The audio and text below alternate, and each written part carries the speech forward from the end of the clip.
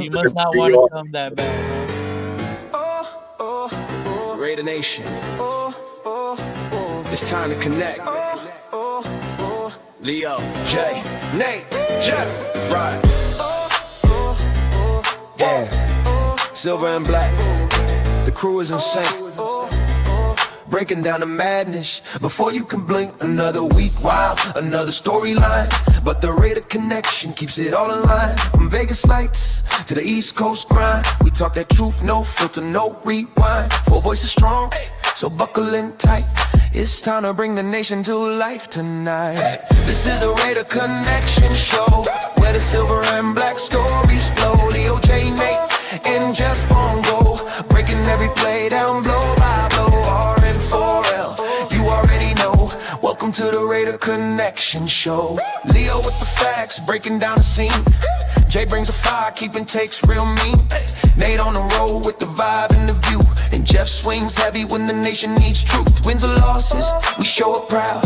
Raising Raider Nation, loud and loud. Hit that chat, pull up, don't wait. This is family, this is connection, this is fate. Silver shields up, the energy grows. Four voices united everywhere that it goes. Every first down, every heartbreak hit. Raider Nation stay locked, we don't quit. This is the Raider Connection Show, where the silver and black stories flow. Kaleo, J, Nate, and Jeff on go, breaking every play down blow by blow. R-N-4-L, that's how we roll. Welcome to the Raider Connection Show. So grab your drink, hit subscribe, let's ride. Raider Nation strong, we never divide. From kickoff to the final echo, you're tuned into the Raider Connection Show. Hey!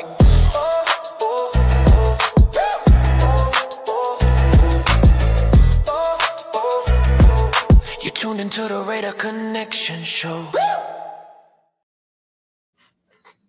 Whoa. What happened? What's going on, man? What's going on, man? Haven't seen all you guys in a minute. Happy New Year, Merry Christmas, Feliz Dia de Rosca, all that other fucking Dia de bullshit. Rosca. I haven't seen you since last year, bro. I know, right? Mm-hmm. Been a I was while. hoping I wouldn't see Jeff this year, but god damn it. Can't shake them. He was actually the first one I saw because we went live on Monday.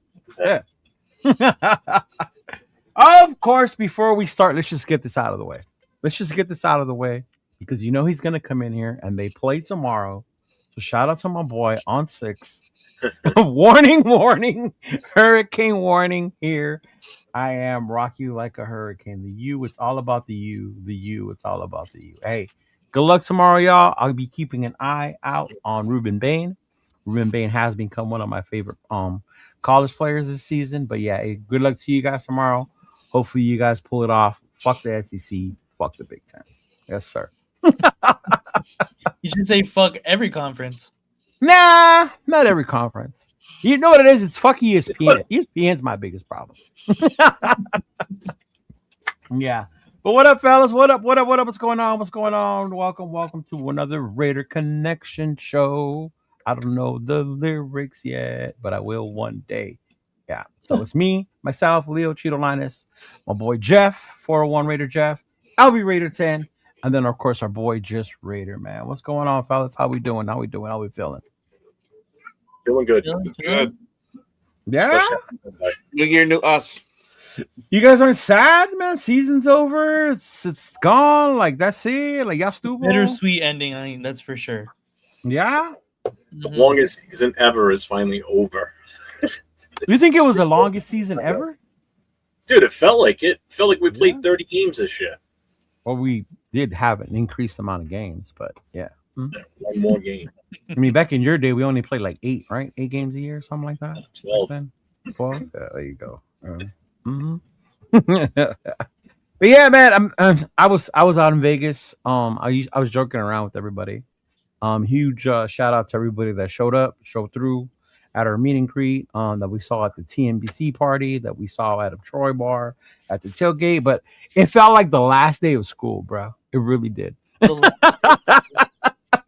Like, see you next summer. Like, I hope y'all cool. Like, I'll see y'all in Bakersfield. Was a lot of what I said to people, you know. So I mean, it was cool. to be out there, but definitely was a long. I don't know if it was a long season. I guess it was. I guess we could start off with that way. Like, how do you guys feel as far as how the season went, as far as your level of expectations? Like after last year, when we were at this point last year, right? At this point last year, AP was gone, Telesco was gone. Mm-hmm. So like when your energy was about, what were we gonna do, and then where you are this year, how are you right now as opposed to last year at this point? Nate, we'll start with you. I mean, you feel a lot better. Just one, because we got the first overall pick, and that's Okay.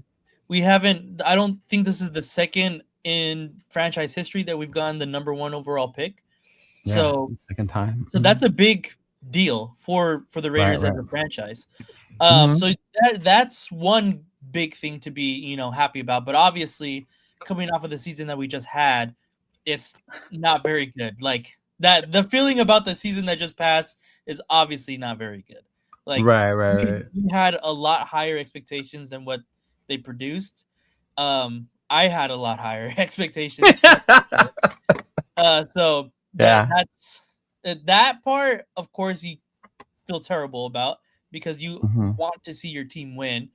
But like I said, securing that number 1 overall pick is a big difference changer. Probably, well, we'll get into all of it. We'll get into more a little bit more. But Okay. still, Mhm. nonetheless, first overall pick is big. Okay. All right. What about you, Jay? Where your feel is at right now? You're muted. There you go. Sorry, the kids are fucking running around back. I feel numb. Numb? I feel numb. We come full circle again. Another year, another new head coach search. Yeah. It feels like deja vu, but it's not. It's actually we've done this before. So, my expectation. I mean, we had high hopes. The start of the season, and then we come to find out pretty soon. This season is not going to be a bounce back season from the year prior, right? Meaning we're not going to be better. We found out pretty quickly. I think I think the telltale signs started around probably free agency, and then as we went through training camp and preseason, things started getting a little bit more clear. I think we got that hopium week 1 versus that win versus the Patriots, and we got really just a bad Patriot team because fast forward a couple of weeks, we probably would have gotten blown out there too. And but we found out real quick what the season was. I mean, we look really bad at times, but we can go ahead and at least have a silver lining to this sad story. And now we have the number 1 overall pick. Looks like everybody's really excited to go ahead and get a new coach. So we'll see what happens the next few weeks. But yeah, for me, it's kind of like deja vu again. What about you, Jeff? All I know is this time last year I was saying, well, it can't get any worse than what we are now. That's one thing I remember saying for sure. We can't get any worse. That is true. And they said, hold my beer. Right. Pete Carroll here, who I thought was going to help. And week 1, just like they said, looked great after week 1, and then it just went to shit after that. So right. I mean, I felt good after that first week. I mean, thinking, all right, we beat the Patriots. They're not that good this year. Let's see what happens next week. And Patriots went on a killer run, and we went on the complete opposite style run. So it's funny, before we move on, I want to check in with the chat, because first and foremost, to the chat, we appreciate y'all riding with us, rocking with us all season long, from the preseason, the off season, the preseason, to the beginning, the middle where it got bad, the losing streak, but yeah, thanks y'all. Shout out to our boy Elon checking in early. Thank you for being around. Raider Ryan, shout out to you, big dog. You're always coming through. Silver and Black Raider, our boy Will. It was not me this time, dog. I was not the one that was late. I even left 8:05 in Chris's show early. I told him, I'm out of here. I'll see y'all later, because I didn't want to be late. because normally I'm in there before I come in. I came in, he was already here. So. Yeah. Shout out to Rorschach, man. Appreciate you, big dog. Thank you for coming through. Big luck, bro. Thank you too. Appreciate you. Thank you so much for enjoying the shirt. I'm so glad you enjoyed it, and I guess I played the wrong intro again. Yeah. But now that I have more time on my hands, Nathan, I will adjust it and put the correct ones. I believe they were emailed to me, so I will make sure I take care of that. Right? Tanner Jack, shout out to you as well, big dog. Thank you. Daniel, Sports Highlights, appreciate you, man. Shout out to you. Our boy Aunt, obviously, with the super chat. Edgar Sports, man. Every single one of you, we appreciate you. Don't trip, fool. Happy New Year, Fernando or Joe Burrow. That's an interesting one. See, obviously, we're gonna have a lot to talk about because as much as the season's over, I think for us it's also the beginning of a new one, right? Because now we're getting into what we're going last year, but to what you guys were saying, I don't think Nathan, you might have been too young the first time we had the number 1 pick during the Jamarcus thing, right? Well, I was born, but yeah. But to do the whole analysis, who to get, who you should get, and shit like that. You still shit yourself then? It's still in diapers. Right, Lord Cheetahs, welcome, bro. Rosetown, what's going on, Rosetown? Appreciate you. Ja, what's going on, Ja? What's going on, man? Appreciate you coming by. Dunkin' Donuts coming on, Ian. But man, our money check, what's going on, big dog? Behold to the 4 horsemen, what's going on, man? But it's funny because I went back today. That's why it took me a while to update it. But I was rewatching our shows to catch when we started to lose faith. If you will. So quick recap was in the off season, we were like, trying not to absorb the misses on free agency. Right? We were trying to believe that Pete Carroll and them knew what they were doing and they were cool with the linemen that we had. Yeah. And we were like, okay, we're gonna rock with them. Basically, we were believing in Pete Carroll and that Chip Kelly was gonna be able to get something going, right? Then the Geno thing happened. There was a lot of mixed emotions among us. But eventually all of us were like on board. The funny part was the Seattle preseason game. When I saw that, all 4 of us were so concerned about the offensive line and the whole JPJ situation. I don't know if you guys remember that shit, right? I think we were more worried about that than we were about Wilkins. Yeah. He was like, what the fuck? I thought that would blow over, to be honest. Yes. That's the sense I got rewatching our shit. All of us thought it was going to do that. I mean, chat, you guys chime in too. Like, if you could point out the time when you were like, oh, it's about to get fucking bad, right? Obviously, New England, all of us were on cloud 9, right? Yeah. We bit into it. We loved it. San Diego didn't even disappoint us that much when we lost to the Chargers in Vegas because it was a close game. Me and you, Nate, after we saw the Chicago one, we were a little bit more hopeful, but that Washington game, all 4 of us were like, that was bad. That one hurt. Like, if it gets bad, like, this is how bad it can get, right? But then after that Chicago loss, man, the Tennessee win, we were just like, it's whatever because it's fucking Tennessee. The only one who enjoyed it was me because I was there for my birthday. Yeah. That was it. That was it. But after that, all 4 of us, bro, were like, it's going to shit from here. We saw the writing on the wall. The offense doesn't look good. The O-line looks fucking horrible. You know, what the hell is going on? I think we even joked around like Amari Cooper saw something. That's why he left. Yeah. 2 days before the game in New England. He's like, right. And this was week 5 and 6, bro. When us were already starting to be like, this is not going to go fucking good. It's not going to go good. And then, of course, you know, as each weeks went by, some games were good, some were close. I was excited for the Houston one. I don't think we did a show for the Houston one because we were on the Christmas break thing, right? Yeah. I think I hopped on with Jeff and Raquel. Right, it was me, you, and Raquel, right? Yeah, with me and Raquel. You were still in Houston. Yep. Yeah. Obviously, I was excited about that one because I saw it in Houston, and to me, that was a great game for Genty.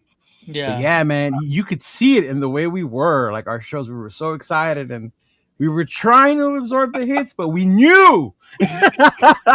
Your faces just go like, yeah. Oh man. Yeah. the energy. Oh man, it was hilarious. It was hilarious, bro.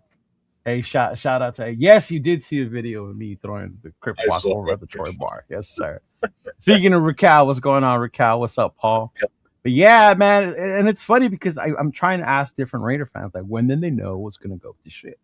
Mm-hmm. Like when did they know? Because a lot of people will tell you, oh, in the beginning. I know you didn't. Because if you rewatch a lot of us were trying to stay hopeful about Peter. But once that O-line shifting bullshit started and the Chip Kelly fucking shit, and oh man, it was just. Although I'll pull a James here. I said it on the offensive line after that first preseason game. So yeah, I called it then, and it stayed the same. Never changed. Yeah, because me and you were laughing that Pete Carroll said it's gonna take however long it's gonna take to figure out who the starters were. Oh yeah. You remember that? Jason, you remember? I was like, what the fuck? Yeah. Screaming, bro. I'm like, that makes sense. What the hell kind of a statement is that, dumbass? Right? Yeah. Oh man. But no, Arnie, we'll get into that. We'll get into our grades for draft class free agency and talent going forward. I mean, that's part of what we're doing. But yeah, man, it was funny to go back and look at that. And it was funny because I told Jeff this the other day. His whole claim to fame was, I saw us win the first game, the game that mattered, the New England one. I was there. You and him were there, right? And then I saw the Tennessee win. That one didn't count. They were fucking bums. And I didn't realize it till I was talking to Jeff the other day. I got to see 2 of the 3 wins of this year. And not only 2 of the 3 wins, but I think you saw the better of all the games too. That Houston game, that was impressive. I saw the Houston. Yeah. That team, that was, I think, our best put together game. Yeah. If again doesn't throw that pick 6, we win that game in Houston. Yeah, and that's why I brought it up. I wanted to ask you guys, as bad as these games were, the season was, like, what's one game that maybe gave you hope of what this team can be in the future? And obviously, you answered it for me, Jeff. It was the Houston one, especially because of how good Houston is as a team. You see where they are in the playoffs. Maybe they overlooked us. Maybe our defense ate their Wheaties that day. I don't know. But there was just something different in the way they played that day. So for me, that was a hopeful one. You can't even say that it was like, oh, they had guys out for injuries, and they were pretty much at full strength, if I remember correctly. Yeah. So they can't use that as an excuse. That's the best defense in the NFL too. Yeah, right. Yeah. Yeah. I look at Cal. It was probably a couple of games. Which one? Commanders game. Yeah, that was really bad. I remember watching that with Leo. That was not fun. That was not, I brought my cousins for the first time. Oh, we have fun, watching Raider games, whatever. That was not a good Raider game. That was not a fun Raider game. But I think I have 3 games that I seen like the potential of what this team could have been, and that was Chicago, Jacksonville, and Houston. Those are the Jacksonville was another one I was thinking about. Was a very close one. Yeah, Jacksonville was another good game. Obviously, it was a lot of Brock Bowers, and we kind of already know Brock Bowers is arguably, if not the number 1 tight end in the league. Right. When you have, when you're feeding him the ball and he's not injured, he's probably the best tight end in the league. And it just seemed like those 3 games, the potential was there, and it showed because on the scoreboard, it was close for all 3 of those games, and we were in it up until the very end for all of them. So those 3 games, to me, I seen it, and that's why after, like Leo, you were mentioning, after the Chicago game, we kind of had a little bit more hope because we seen, hey, like if Max continues to play like that, how he did against Chicago, and our offense can actually put up points on the board to kind of keep pace with the opposing team, like maybe we can kind of turn this around. Obviously, that never happened. But, right. But I understand, like, those are 3 games that stick out to me that possibly, moving forward, we can kind of hang our hat on a little bit. True. Yeah. What about you, Jay? Yeah, no. For me, it would be that Jacksonville game. Houston, for sure. I think those are really the two Yeah, games. rundown. You could kind of say that Chicago game, but we still played kind of sloppy. So I was entirely sold off of that one. But Jacksonville and Houston are probably the two most that showed some promise and whatnot. Okay. What up, rundown? What's going on, Luis? Good. And Arnie, I never had a Geno Smith. Arnie, I had a Shador Sanders jersey, never a Geno one. What about you, Jeff? What game? My Super Bowl was the Patriots. I knew you were going to say that. You know what? As it being your hometown, I understand, because the day we finally win here with fans, that's going to be my fucking Super Bowl, bro. Yeah. Oh, definitely. I hope you get the Rams too. Fuck. Oh, yeah. That'd be so nice. Mm-hmm. You know, it just. Don, I have that right. That was the worst one. Yeah, that one was the worst, bro. That was brutal. I felt bad.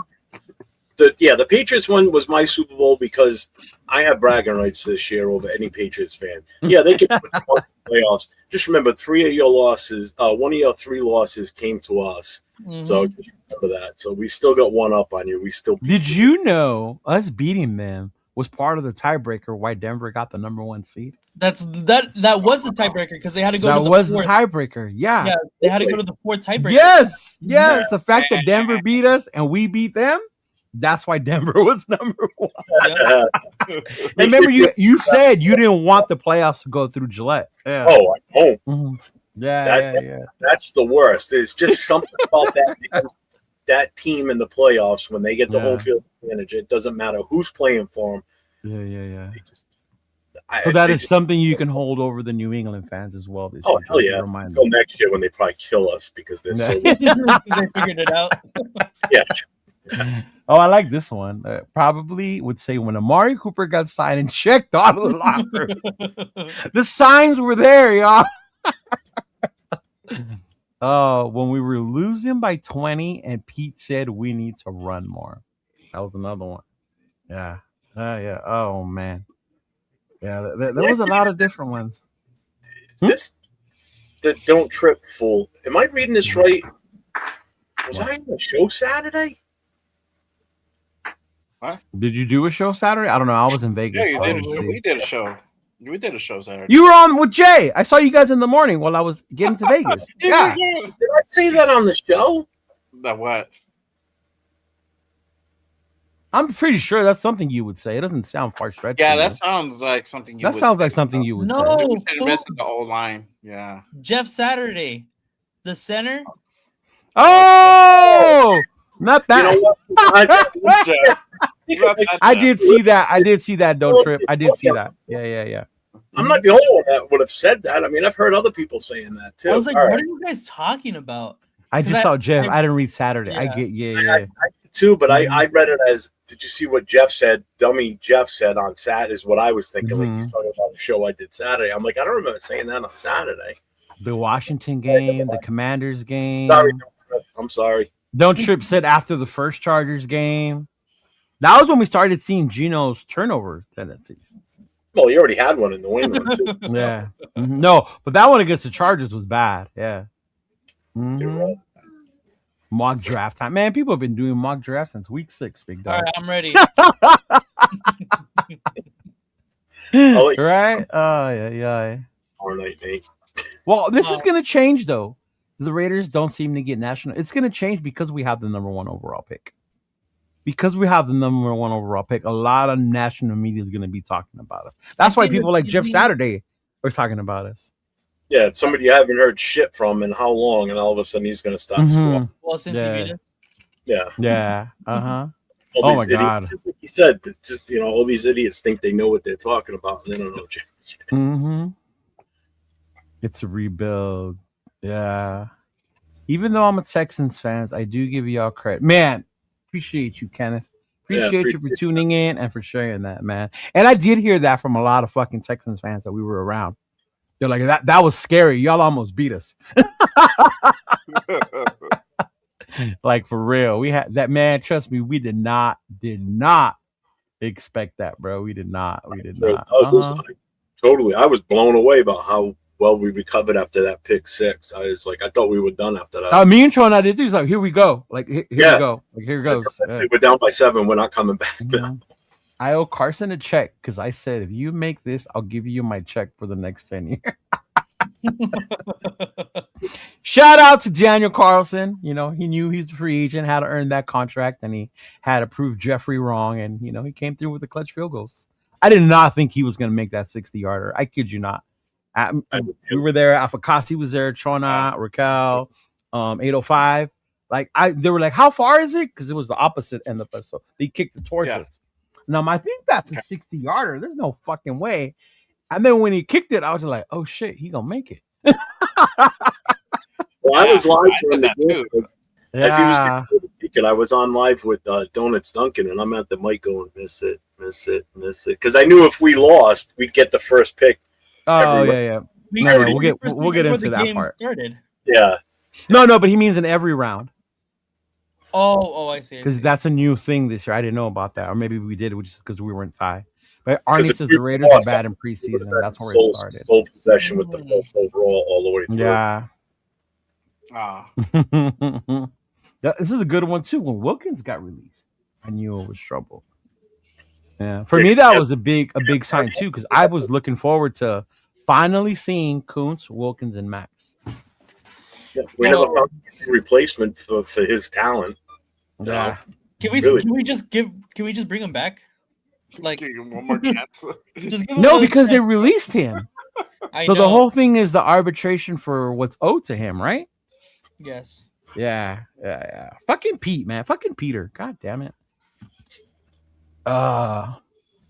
We got you. We got it now. It was also on our end, big dog. I missed that. There's nothing out that I was ready to fire off on him. A good thing I brought it up and we looked at it. Chiefs Kingdom. Were you the one that was saying yesterday, I don't want him as one of our fans? Yeah. Okay. Hey, shout out to you, Lord James, Chiefs Kingdom. And you know what?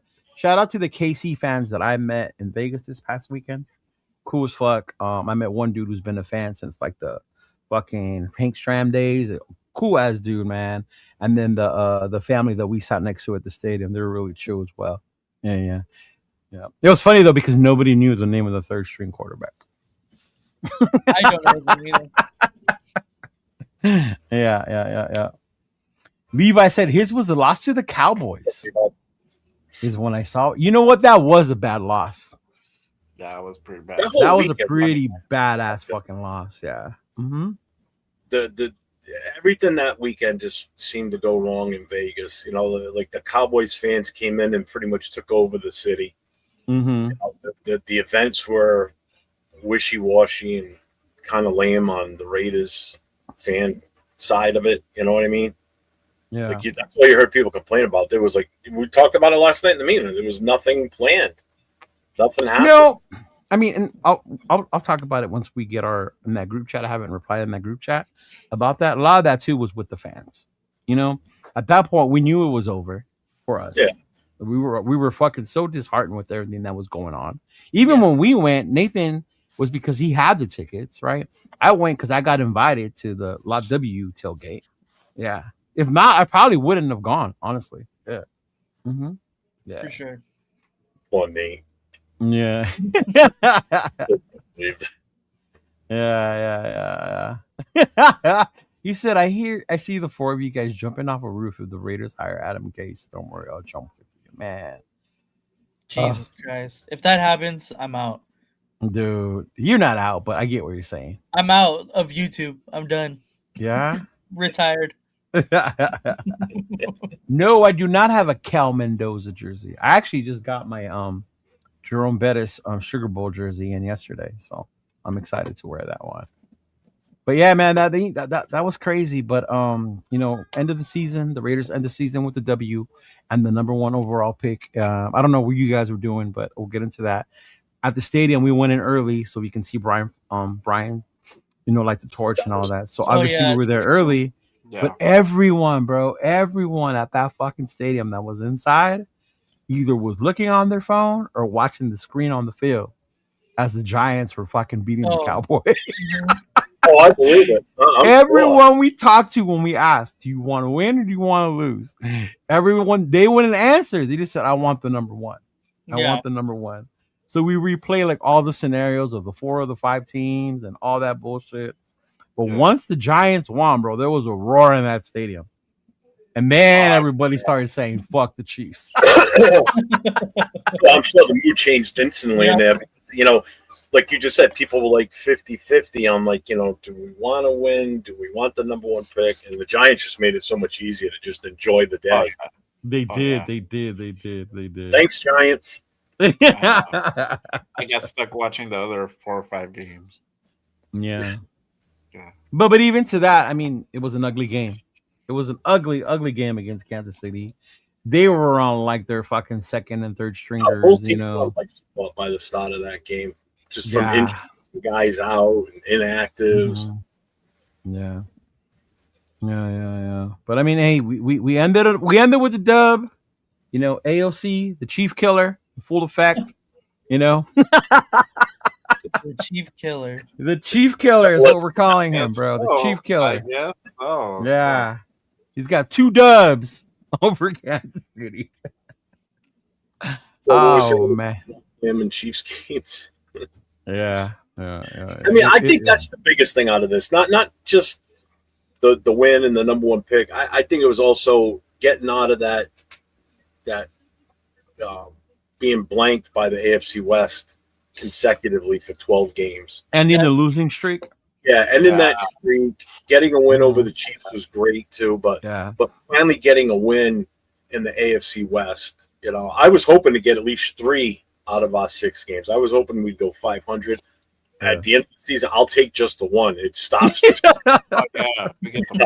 Next year, and it's crazy because we owned Denver for years, right? We were splitting with the Chargers, and then it just, man, it's bad. It's bad.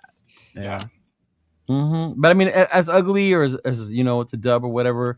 Is there anything you guys can think or take from that game, or that you liked, that you saw, something that gave you hope moving forward? I mean, did Jack Besh finally have a great game? I don't know. You know, what would you guys think when it comes to that game? Honestly, the O-line. I like what I saw from Charles Grant and Caleb Rogers. So it shows promise with those 2 guys. So it just makes you wonder, like, what could have this O-line become like if these guys were put in a little bit earlier, you know? But at least we know now, like, hey, these guys, we could develop these guys and they might pan out in the future. So I'm happy about that. You know, it sucks for Genty. He came close to the record, just fell short, man. And I knew that I think he broke the scrimmage record. Yeah, that's what I heard. So he broke the scrimmage record, but he didn't hit the 1,000. He was still he didn't. Yeah, he 30 was yards short. 30 yards short of the 1,000 yards in rushing. Yeah. So it sucks, but I mean, you know, either way, I mean, Genty had a pretty well game. So I mean, again, promise there as well. You know, we saw Tonka, the rookies. Tonka and Pegues, yeah. Hemi went Pegues, bro. We got another diamond there. So we'll see what happens with those guys. But at least we know. I think I don't know if Tonka's Spytek's guy or Pete's guy, but I think it's Spytek's guy because he didn't want to play him like right away. We didn't get to see really Tonka. Yeah. So like the latter half of the season. So okay. Mostly. How about you, Nate? Did you share already what you liked or what you saw? No. What for the game? Yeah. I gotta be honest. As soon as I seen that we secured the number 1 overall pick, you didn't watch it. I didn't watch it. Hey, at least you're honest, dog. Not up here bullshitting. My family said, "Hey, you guys want to go eat?" I was like, "Fuck it." The Raiders already got the number 1 overall pick. Where'd you guys go eat? We went to IHOP actually. Oh, that was not worth it. No, it wasn't, to be honest. Boo. PJs or something. Or something, yeah. Because we were supposed to go somewhere. What's going on? Wasted talent. Yes, that win was hollow, but it was closed. So we was just like, fuck it. We're already here. It's right next door. So. That's what happened. Yeah. What about you, Jeff? For me, yeah, I mean the offensive line, the rookies looked pretty. I thought they looked okay out there. Um, two things I take away from this: one, we didn't abandon the run. We tried our best to get Genty to that point. The clock ran out on us to get him. That would have been Why are nice. you laughing so hard? Did you see what Rosetown said? No, I'm getting get there. What did he say? Get the free kick more. Oh, bro. We didn't abandon the run, and we got to see Tyree cap off his MVP season with us with a sack or the safety, and he's the only one that scored technically on the team. Yeah, he scored the safety. He's the only one that scored any points individually other than Carlson. And yes, Roadtown Tyree is still a bust after this performance. Yeah. Yes. Ay. But yeah, I mean, did you guys watch The War Room by any chance? I know Jeff did. No, I didn't get a chance to. Oh, okay. All right. Well, we'll get into the. Shout out to the fellas. So. Yeah. But one of the things, afterwards, Monday morning was announced as I was driving past the Legion that Pete Carroll fucking fired, gone, adios, been relieved of his duty. Mark Davis had put out the message, right, about who was going to be in charge, stuff like that. Spy Tech came out. So now we know one of the things we talked about all season, and I saw it when I rewatched our shit, is who's in charge. Is Chip calling? Is Pete calling? Is this, that? Da, da, da, da. Now you know Spy Tech and Brady have been announced as the head of football operations, right? Mm-hmm. Yeah. We'll start with you, Jay. When you heard Spy Tech come out and said that, man, how did you feel when he said that? That he's going to be running the ops. Yeah. Mm-hmm. Yeah. I'm glad somebody is going to be held accountable and taking the reins. He should have been doing this, but he's in a peculiar predicament where you're having to go ahead and tell a Hall of Fame coach like Pete Carroll what to do. I know it was a challenge, but now that that we've already moved, we moved on from Pete. Now he'll have the ability to go ahead and find our next head coach. He's going to be teaming up with Tom Brady to go ahead and do that search. But that goes to tell you, like, this is going to be really Spy Tech's kind of prove it year, right? He's going to have full control of the team from top to bottom, right? He's going to go ahead and hire the next head coach. He's going to be in charge of free agency. He's going to be running that draft. So, the team that gets put together, is going to be a lot on John Spy Tech. So if we have another 3-14 season, 2-15 season, 0-17 season, where the buck stops now. There's no ambiguity as far as who's running the team, who's calling the shots. I read something somewhere that it kind of seemed like Spy Tech was like number 3 in command, like out of everybody. Like Pete was like number 2, or Pete was number 1, then it was Brady, and there was just like there was just no alignment. There was the vision was not aligned. Nobody knew what who's really in charge. I heard that with Chip Kelly, I think he would run a lot to Tom Brady because that was Tom Brady's hire. So a lot of shit was just a lot of dysfunctionality and whatnot. So now we know, like, there's a clear chain of command, and the buck stops ultimately with Spy Tech. So I'm glad he's gonna go ahead and really run things. I don't know about Brady really being even more involved. We've heard that last year, and then we get the wishy-washy. Well, I really wasn't involved too much in the draft. I really didn't do a whole lot of evaluation. So we have like a lot of mixed comments that were being made. So I think it's going to be more for him to be consultative and be there in case they can't bring in people to interview, because that's going to be a big thing. Like, we let go of another coach, this might require Tom Brady to get on the phone and use his pull, use his reputation to go ahead and bring in some of these guys to interview. So I think that's where Tom Brady is going to really really come in. It's going to be more that consultative and put in the work as far as trying to bring in guys to go ahead and interview. But I'm excited, man. I'm excited what Spita could do. I think he had a pretty decent draft last year, so I want to see what he now can do with almost no obstacles. Decent draft. Okay. What about you, Nate? I agree with what Jay said. I'm just excited the fact that our team is going to have a direction. Obviously, we're not exactly sure what direction that's going to be, but it's going to be created in someone's image for once.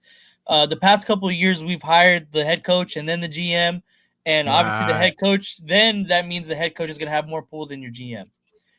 That's not how football teams should work. Not how NFL teams work. So the fact that now we're giving the full reins to John Spytek to be the GM of this team, and of course, we know Tom Brady is going to have a lot more hands-on this upcoming year now too. So the fact that they're going to actually have full reins and take control of the draft and free agency and things, and obviously the head coaching hire as well, it just means that we're moving in the right direction of being a competent organization as a whole. And I think that's good. Obviously, we still have to wait and see how exactly it all comes together. So we're still waiting for all that to happen. Because if you pick someone like Adam Gase, you're going to be pissed. Right, exactly. Exactly.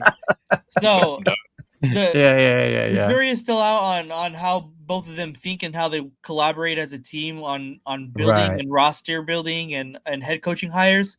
So that is yet to be seen. But everyone that they've so far have asked about has been a little concerning to me, if I'm going to be honest. Right. They're not the greatest of coaching interviews, like the people they requested to interview so far. So you haven't been impressed so far with the list. I mean, other than Kubiak coming in or doing besides Friday, that, right? Besides that, the other guys, I'm like a little worried. Not even the young guy from Denver, the QB coach. I'm a little intrigued by him. No, I think I'm okay off him too. Yeah, is it the Denver thing? It might be a little bit. Okay. It might be a little bit, if I'm going to be honest. But still, yeah. All right. Hold on. This is interesting. He says Spytek is the ultimate manipulator. You knew exactly how talented our team is. How could you sit there with a straight face and say we had a talented team? Right? I mean, I get it. Pete Carroll failed. Gino failed. But it's not like we had a talented team anyway. And that's what I was getting in the beginning. We were all hyped. And we kind of just wanted to believe we were talented. But if you sit back and rewatch it, y'all, we weren't that fucking talented. And it was there for us to see. Yeah. But yeah, go ahead, Jeff. What about you? I know we talked about a little bit, right? The Spytek thing. Yeah. It basically, we were a rudderless ship out at sea this past season. We were just going in circles. I mean, now I'm really starting to wonder, was Chip Kelly just the scapegoat in all this based on what's coming out now? There were rumors that when they let Chip Kelly go, that the reason was because he wasn't calling. Yeah, the smear campaigns. Yeah, exactly. Just throwing shit against the wall, and this is what happened. The rumor was that he wasn't calling the right plays. He was calling stuff that wasn't in the playbook. I'm like, right. Then you hear the other stuff come out about Brennan. Hence why I made the thumbnail what it is today. Because technically this is his fault. Just pushing these guys through the warm-ups, and they're not even practicing with them, going over the plays, the film, everything.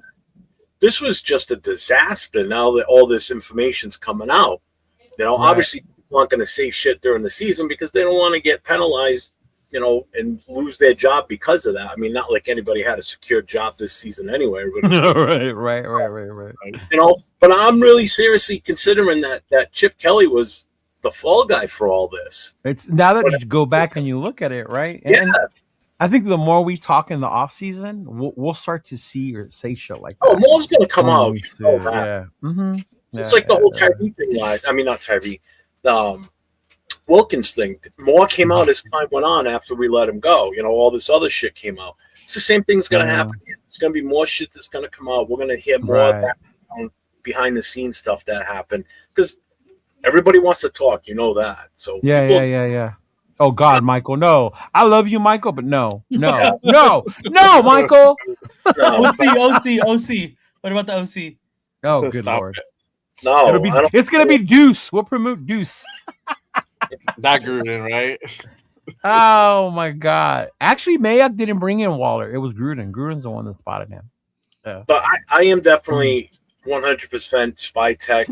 As long as nobody meddles with him, just let him do his damn job. He's the GM for a reason. That's why Michael.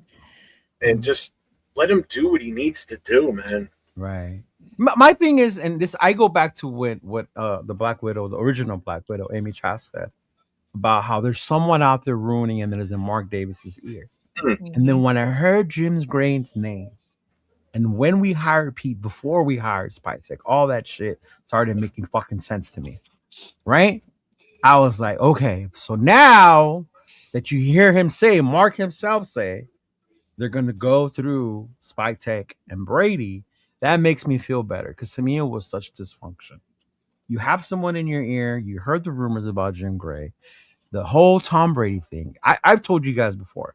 To me, Tom Brady's not going to have a full effect until he's fully in this. One, he's new at this. He doesn't know how to do this job. No. All right? He doesn't know. He's new at this. And right now you're doing it part-time, bro. This is not like a Disneyland dad type of fucking job where you come in a couple days, you know? Handcuffed, too, because he can only and that's why he can only do so much. Right, yeah. Because remember the whole incident with the headset thing, right? It was going to become an issue about him having like a headset on and being in the booth and he shouldn't have been there and all this other bullshit. But yeah, it's to me, I'm glad that's gonna finally get situated. Do I fully believe in Spytek? I won't say I do 100% because it makes me wonder if you were the GM, how did you let this happen? But I think somebody commented earlier the fact that he didn't say nothing was how much he respected Pete Carroll. And this has never happened. I don't know if you guys heard, even after Pete got fired, he went to go talk to the players. They allowed him that opportunity. Yeah. They don't ever do that, right? No. If a coach gets fired, it's adios, right? Like, boom. So that just shows the amount of respect the organization had for Pete Carroll as a whole, even though us as fans were like, fuck you, get out of here. We don't want you no more. Maybe the exception of Nathan, maybe him. One more thing I want to say, because Roy 8200 just said it. The PPJ thing was obviously personal. Oh, God, yeah. And we were all thinking that it was Chip Kelly and him that had the issue. I get it. Right. It was him at all now. Now that all this other shit's coming out, I'm willing to bet that Brennan, he must have said something to Brennan that he didn't like, and he just had an issue with JPJ and did everything he could to make him look like, like he wasn't good at all. So, and then I had told you, like, when our friend had talked to JPJ's parents, it was shit like that, right? Yeah. Oh, I believe it, 100%. Yeah, I agree with you, bro. I agree with you. He needs to pick between broadcaster and being owner. But then again, $300 million is a lot to walk away from. I was going to say $300 million is a lot to walk away from, man. Yeah, that's a lot. That's a lot. Oh man, there are people there. You got a James fan in here. Look at that. Someone's looking for James. There you go. He's right here. There you go. Where's my new favorite James? Randy. Oh, he's the Bronco fan. He's the one that took James in. Okay. Yeah. All right. Actually, me on Friday night, he hopped on for a little bit talking Broncos. Yeah. Randy can't stand Sean Payton. He's not a fan of Bo Nix. How do you not like Sean Payton? He doesn't like him. He doesn't like his ball and nothing. When you have something that everybody else doesn't, I don't think they appreciate when they have something. Yeah, right? We would die for a coach like that to be stable and bring some stability to our fucking team. Oh, yeah. Even Harbaugh, bro. People are like, oh, he didn't win nothing. If our last 18 years were a Super Bowl and playoff runs, I wouldn't be mad. Like, be like, hey, you know what? You ran your time, but I wouldn't be out here bashing the guy. Like, he didn't win shit. You know? Bro, Baltimore fans are going crazy. They're going crazy, bro. Makes no sense. Sean Payton does. Yeah, all right. So he was okay with Bo Nix. He's not crazy. Okay. Call from Payton is what his issue was. Yeah, man. It's like, Like, And be grateful some of y'all other teams have what you have, man. You could be like us. Yeah. Be fucking grateful. But I mean, Arnie mentioned it earlier, and then we just talked about Spytech. But it's a 2025 draft class, Spytech's first draft class, right? We took Genty, we took Besh, Rogers, Grant, Porter, Thornton, Pegues, Hemingway, Cam Miller, and Tommy Malott. Tommy Merlot, right? Those were the guys that we got. And then Cody. Oh, Cody. I forgot And Cody. I Cody forgot the Lambert. linebacker. The bird. Yeah. Okay. One of the birds. We'll start with you, Big Jeff. did we get what's his name? Bachman? Did we? Oh, not Bachman. No, Bachman's been on the team, bro. Yeah, for a while. Yeah. I don't know why. I felt like he was a rookie this year. For some Nah, reason. Bachman's been one of those fucking practice squad journeyman type dudes. Yeah, he has been. It's just because we're sucked so bad this year, he actually got playing time. I know because when you do a lot of signings at the stores, they usually throw those dudes out there, and he's the one I've seen him. Yeah, I've seen Bachman a lot too. Yeah, I've seen Bachman a lot. Yeah. yeah. Mm-hmm. What, you're looking for a grade on the draft itself? Yeah. How would you grade it based on what you saw this year? And I get it. It's not ideal to grade 1 year after because later rounds take more time. But as far as like how would you grade Spytech's first draft? I still gotta go incomplete because you didn't see enough from the 2 offensive linemen we drafted. You know, so Grant late in the season. Caleb Rogers got in, 5 games left in the season, and he looked good. Porter, I think's all right. I think Porter's going to be fine. He's going to be something for us. Betch was okay when he gets the opportunity. Thornton, I think, was a reach. You think Thornton was more of a reach than Betch was? Thornton was a 4th round pick. Yeah. I think we just try to implement him too much in the beginning. Yeah, we put him in a lot more consistent than we did Betch. Yeah. Which makes me wonder if Betch would have been out there from the start, would it have been better? Because the kid doesn't drop balls, man. He's got a heck of a completion ratio. So, I mean, with Genty, we didn't get to see his full potential, but it wasn't 100% his fault. He shares partial blame based on not 100%. Propaganda. I'm not the one who pointed it out. I just asked y'all if you watched the War Room. That's all I ask. No, what I'm saying is I don't blame it all on him is what I'm saying. Okay. He does take some blame, obviously, his decision making, that stupid jump cut shit he does. Going for contact instead of trying to make the guy miss. Line just wasn't making holes. They weren't protecting for Gino. So I got to go with incomplete. I mean, let's see what happens. Put your grades in there as well. Okay, incomplete. Jeff gives them an I for incomplete. Yeah. Okay. Not a complete failure. I mean, these guys were serviceable, but yeah. Okay. All right. What about you, Nathan? I'm gonna give it probably like a C plus. Okay. Mainly because you're too nice. I think Genty was really good. With what we've given him, the fact that he produced over 1,300 yards, like that is insane. With this whole line, with this offensive line, with this dysfunction, and we've seen spurts of what exactly we drafted him 6 overall for. I think he was really good. Obviously, if we implemented Besh, I'm a huge Besh fan. I think he could be very good. I understand, not having the production. I completely get it. But I think his potential is still there. I think that Caleb Rogers played very good in the limited role that he played. He played very good. And obviously, we don't give a lot of credit to PFF, but it's still a grade out there. He was one of the higher graded rookie offensive linemen when he played. Have we ever told people why we were hit and miss on PFF? Oh, they're just ass. That's point blank. For me, it was the one time they graded Parham as one of the best guards in the league. Well, that was his rookie year. He was actually decent. They still had him this year too. I know. That's crazy. That's fucking crazy. But he, in his limited role, he played very well. And Hemingway and Pegues, whenever we seen them on the field, they produced a little bit too. Tonka got his sacks, bro. He got a sack on. Exactly. Yeah. So I think they just need more reps, more development. But so far, like it's kind of being okay. Like it's been all right. We need to see more from them, and I think a lot of it was that Pete Carroll's notorious for not wanting to play rookies. I think he only had to play Thorin primarily because we just kind of had a lack at the position in that time, and obviously Thorin, when you look at him, he has all of the measurables that Pete Carroll likes: tall, fast, lanky, and he likes that kind of player. So it makes sense why we tried to implement him as fast as possible in the beginning of the year as we did, especially because we didn't have no other receivers. Right, exactly. The lack of bodies in the receiver room definitely escalated that for sure.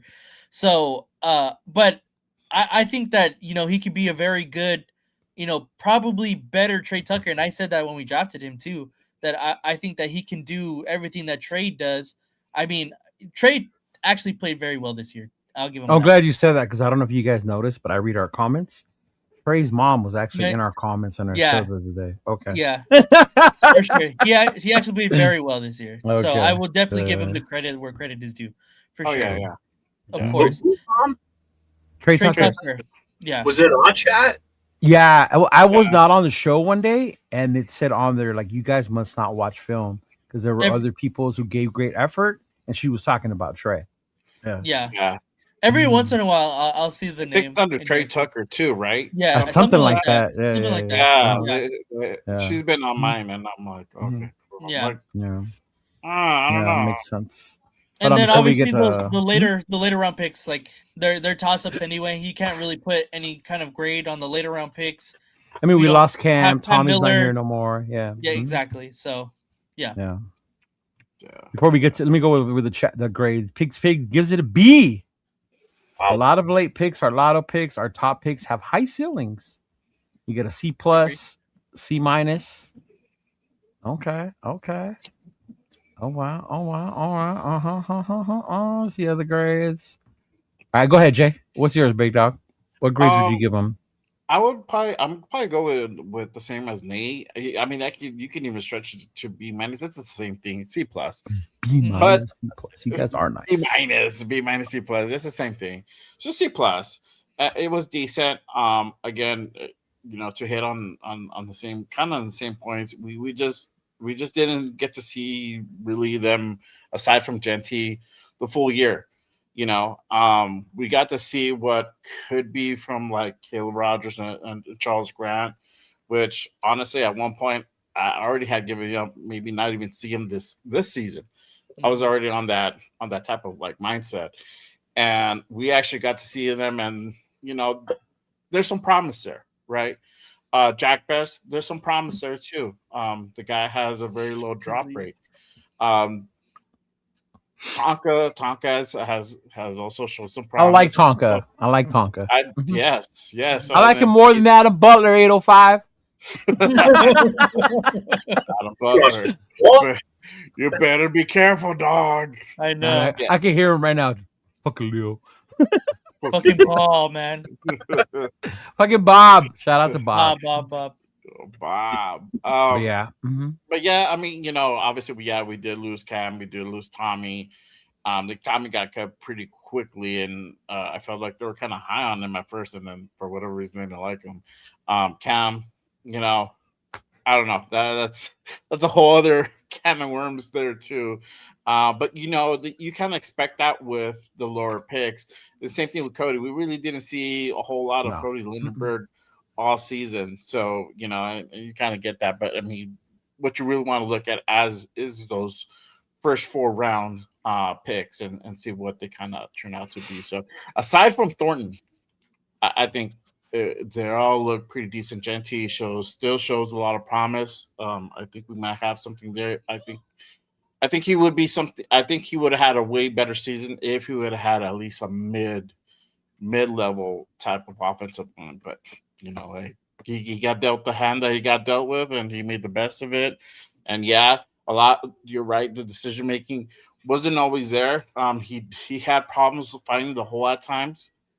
Pause if needed. But he was like a fucking 13-year-old trying to get at it the first time. Jesus Christ. I know. And I think maybe it's those rookie jitters and him just trying to go ahead and prove himself that probably just maybe got a little bit of best of him. But as the season progressed, he started getting better at that. We started seeing that. And then also the line started getting slightly better, like slightly like Snell-like better towards the end of the season. But yeah, I think there's still a lot of promise, but I think the only one is just probably is Thornton, and I was high on Thornton, but it's just those hands, man. He just has those hands of stone. It was not just the hand, but I think Nathan had said it as well. I did too. That's the problem with Tennessee wide receivers. Yeah, they're not fully developed wide receivers yet. They don't have the complete route tree, and a lot of their lazy tendencies is that they know the ball's not coming to them. They won't run the fucking routes. Yeah. Mm-hmm. And they got to learn to break out of that shit. Yeah. And also, too, the way he waits for the ball instead of being instead of going up for it. Yeah. Miserable towards his advantage and jumping up and grabbing some out of those throws, So, yeah. Yeah. Oh, so Arnie agrees with you. 3 an incomplete. 3 players we drafted aren't even on the team anymore. Incomplete is a fair, but the jury's out on Spy. Yeah. Arnie. Jay, you got an A for Genty. Thornton, he gave him a D. Rogers and Grant, he gives him a B. Miller and Malay an F. Cody a C. Why do you give Cody a C? Good special teams guy. Okay. Give him a D. All right, Arnie. I'm cool with that. Yeah. Not my poor Genty. You got him agreeing with him. Okay. You got a couple. Tucker's a solid 3. Yeah, okay. Tucker was pretty good this year for sure. Yeah. Was there any more people who gave their grades? Tonka a B, JJ a D. Wow. Hey, Jack's on in the chat. Huh? He lost his bet with 805. He never scored a touchdown. JJ Piggies? Yeah. Hey, what's going on, Robert? Appreciate the thumbs up, brother. I appreciate the thumbs up. Mm-hmm. Trey's mom has entered the chat. Hey, just to put Thornton's numbers in perspective, he had 30 targets. He only caught 10 passes all season. Yeah. Wow. Mm-hmm. For 135 yards, 0 TDs. Then you look at Betch. I don't see any more grades. Tonka. Lewis. Porter's parents lives 40 minutes from me. Wow. Okay. I wonder if the Pete Carroll billboard going into Vegas is down or not. I heard Samoa talk about it on a show. I was gonna ask him to send me a picture. Yeah. Once it comes down, but they're probably gonna wait till our new coach or whoever. Yeah. Before they put something up there. Mm-hmm. So, Bet, you ready? He had 29 targets, 20 catches, 224 yards, no TDs. He only had 20 catches for the whole year. But he had the ball thrown. 29 targets. Okay, run down. I won the bet rundown. Mm-hmm. What did he say? I think our over-under was 25 catches for the year, something like that. Yeah, he only had 20. Yeah. But he only there's only 9 incompletes to him. Whereas balls were really like uncatchable. Yeah. Like 2 or 3. I mean, I'll say this about the draft class, and I'm sure Nathan's waiting for the Genty propaganda. Yep. But I'm not a Genty hater. I like him. I grade his pick. I grade him a B because he was a number 6 overall pick. The fact that you were taken so high, I didn't expect you to not have that vision. I understand the O-line problems, but when we sit down and we break it down, when the runs were there, you didn't see them. But then I understand you didn't trust your O-line. And I think that's what I was telling 805 in that. Because I remember that Houston run, he just had his head behind the O-lineman. And then when he finally looked up, he was like, oh, shit. And then he broke out that way and he took off. Yeah, so I understand that part. For me, Besh, dude, D. And that's only because he was taken in the second round. If he would have been taken in the later third or even at Thornton's spot, I would have gave him a higher read because I see the hands the kid's got. You know, Carson Schwarzenegger fucked it up. The Browns fucked it up. Oh my god! I will die on that hill. I would that. Die. And for me, Will Johnson was there, and we could have landed Will Johnson in the second round. That would have helped our secondary. So, right.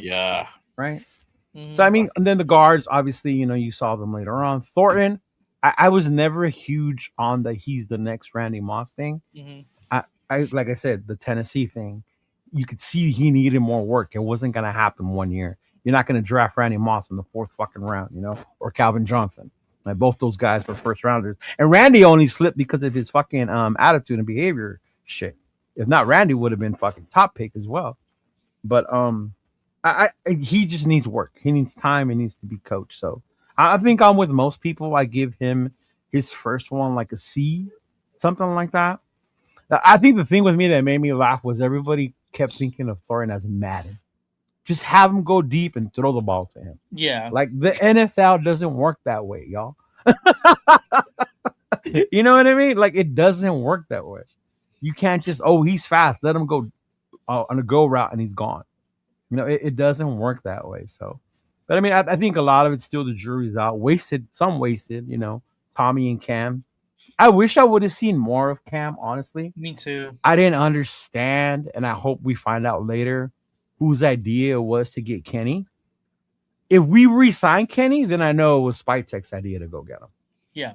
Right? Mm-hmm. But if Spytek leaves, I mean, if Kenny leaves, then it was Pete who wasted 2 of our draft picks, the 3rd and the 5th. Yeah. On 2 guys that he probably wanted over here, because he used the 3rd for what you call it, for Gino.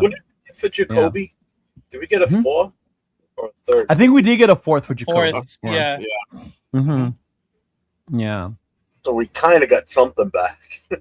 Yeah, dude. Something back. I mean, I wish I would have been on with you guys yesterday when James was there. Because remember how he kept saying Jacoby Myers didn't deserve the money that he got? Oh, yeah. That he was asking for too much? Yeah. Right. Yeah. That's right. We did get a 4th and 6th. Was it a 4th and a 6th? Yeah. See, that wasn't bad for us. That's pretty good. And that's kudos to Spytek. To be able to get a 4th and a 6th, for that. Still loves it. I just look back and think, like, why didn't we get anything for Pratt? That whole Pratt release. And we didn't get And again, exactly. Mm-hmm. He went out and he got signed really quick by fucking Peter, man. We couldn't get anything for Wilkins. Like we couldn't get anything for Well, Wilkins we couldn't trade because he was still injured. No, I know. Yeah. But I'm just saying, like, Pratt would have been the guy. You could have gotten. He said nobody wanted AOC. Hey, but shout out to Kobe. Kobe's out there doing his thing. Bro. You got Josh Jacobs out there in the playoffs. You got Trayvon Moore out there in the playoffs. You got Robert Spillane and Chason out there in the playoffs.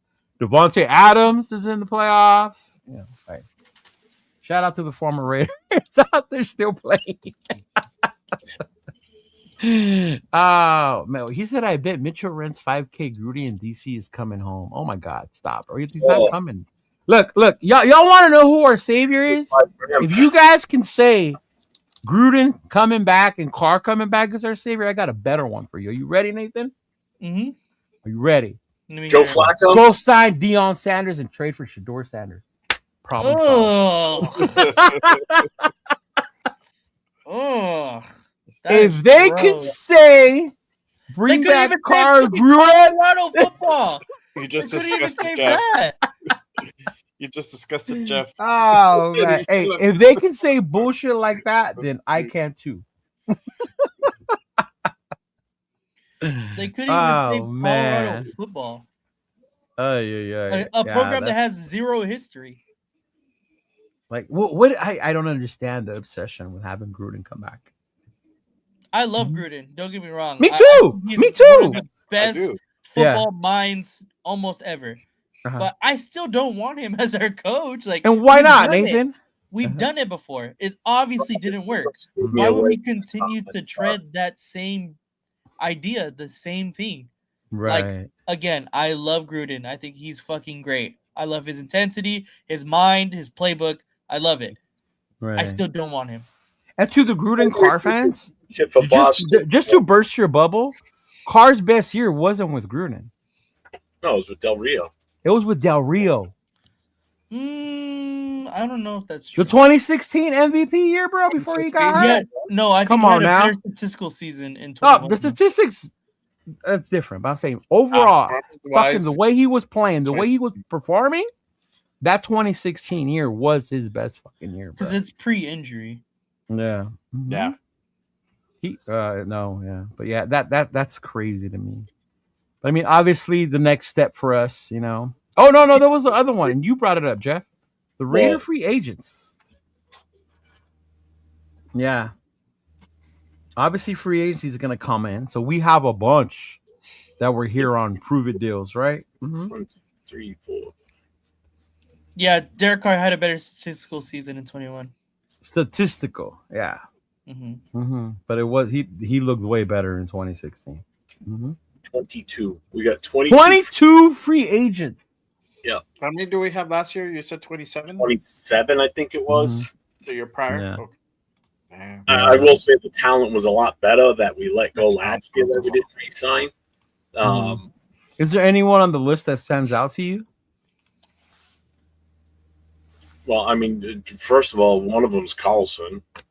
You know, that means we're going to get a free kicker or we're going to grab one in the draft if that's what we're going to do. Right. I think there's good kickers coming in the draft, though. I think you got Malcolm Kuntz.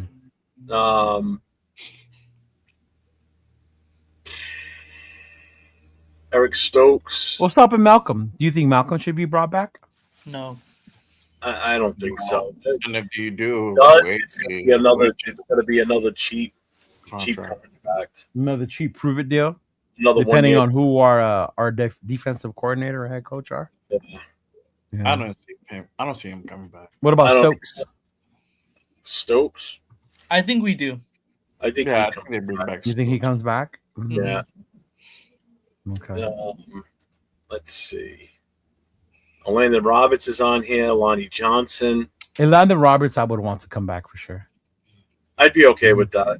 I'd be cool with you, Rob. What about Devin and Jamal? Devin White. He might live to fight. He might live to see another season. I think. Devin White. Yeah, I think. I think just statistically. I think Devin White. Yeah, I wouldn't be surprised if Paul Adams does too. I don't know if Jamal. I don't know. Peter? Yeah, I don't know if Jamal does either. Yeah. Tyler Lockett's on this list. See you later. Yeah, bye. Zamir White. Bye. He's a rookie contract. Adios. Kaibo Kelly's a free agent. Go. I don't know if he's gonna be back in time for the beginning of the year. So he's a restricted free agent. Yeah. That was more Peter's project. Yeah. Kappa and Forsythe need to come back. I wonder if Kappa does come back because he was. He has the two, coach, right? He has the 2 years though. There's the 2 years, yeah. One more year time, technically. What's the ERFA? Exclusive? Is that exclusive? Yes. Exclusive restricted free agent? Yeah. That's the one where they can match, right? Yeah, Snowden's one of them. I'd like to see him come back. I would like Snowden to come back. Snowden can come back. Okay. He did okay. They're really good this year. Thomas Booker is a restricted free agent. I want to see him back because I don't want to have nothing. I'm cool with Tonka and Pegues and Butler. At least really? Yeah. For sure. I'll keep him at that for sure. Yeah.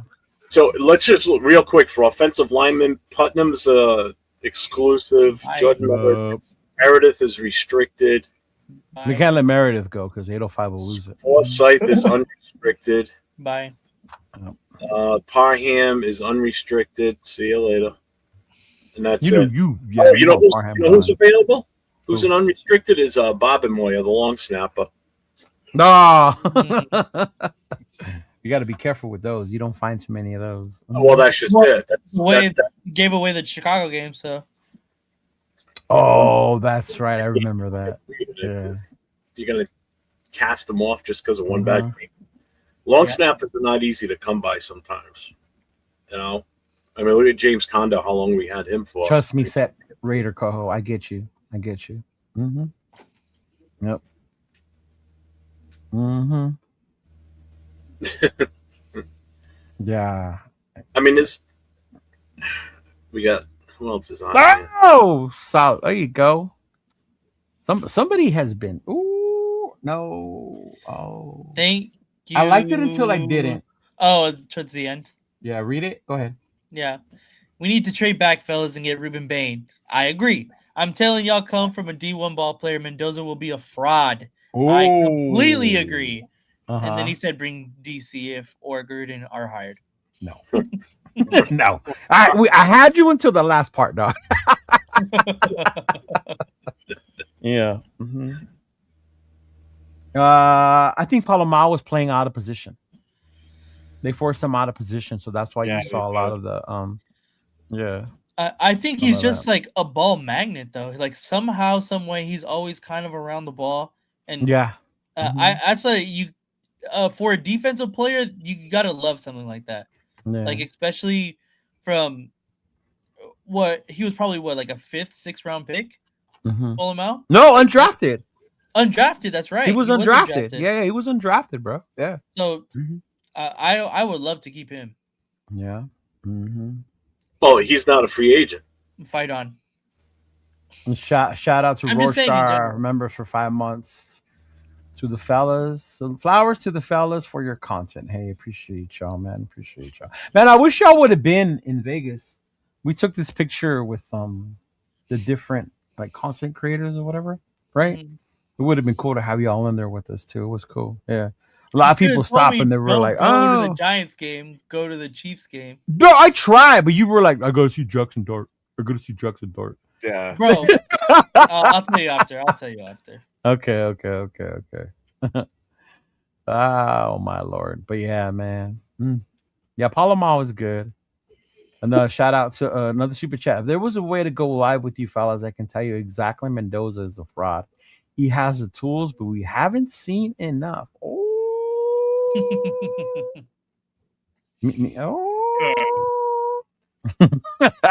I like it. There you go. Shout out to the Boo. What up, Boo Bear? She said, Nate! What up? This is what she wants to tell you. She wants to tell you Cali Bash. Cali Bash. I don't know about that one. Right. Look, man, I gotta put an alarm police, man. People are allowed to have their fucking opinions. Like, right? If people want Mendoza to fraud, they think Mendoza's a fraud. People want Gruden back. I don't have to agree with them. Yeah. But shit, come on now. Yeah. It is a fraud, but it's okay. I know, but that's what I'm saying though. Like people are allowed to have their opinions regardless. Yeah. What up, Mike? Raiders against the world. What up, fellas? Unless you James has some really freaking whacked out shit though.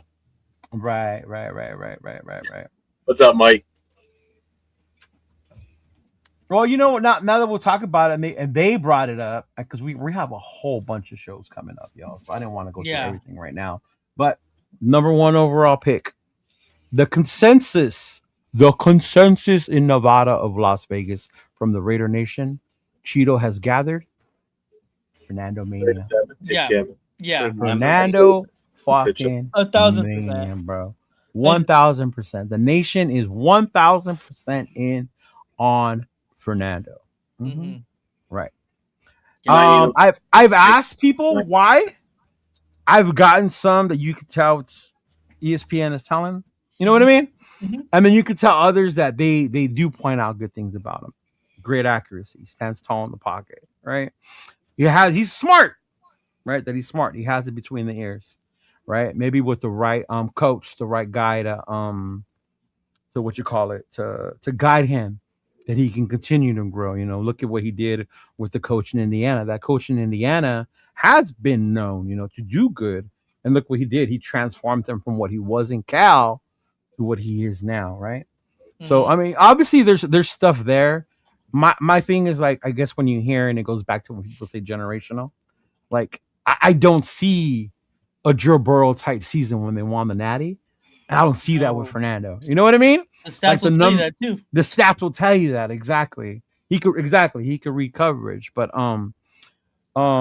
Jeff, we'll start with you, dog. What is your take as far as what you want to do with or what we should do with what would you do with the number 1 overall pick? You're the fucking GM. Fuck Brady. It's Spytech and Jeff, bro. What would you do? And no, I'm not asking you to trade Max, asshole. I just said the number 1 pick. Wait for it. I know. That's why I stopped him before we got there. Yeah, put the hat around, getting ready, bro. Yeah, he was about to. Fire the whole You know what? Come back to me. Give me a minute. All right. We'll go with Jay. Jay, what do you want to do? What would you do with the number 1 overall pick?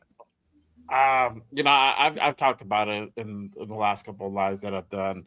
My thing is this. I mean, we know the most needed position that we need is quarterback.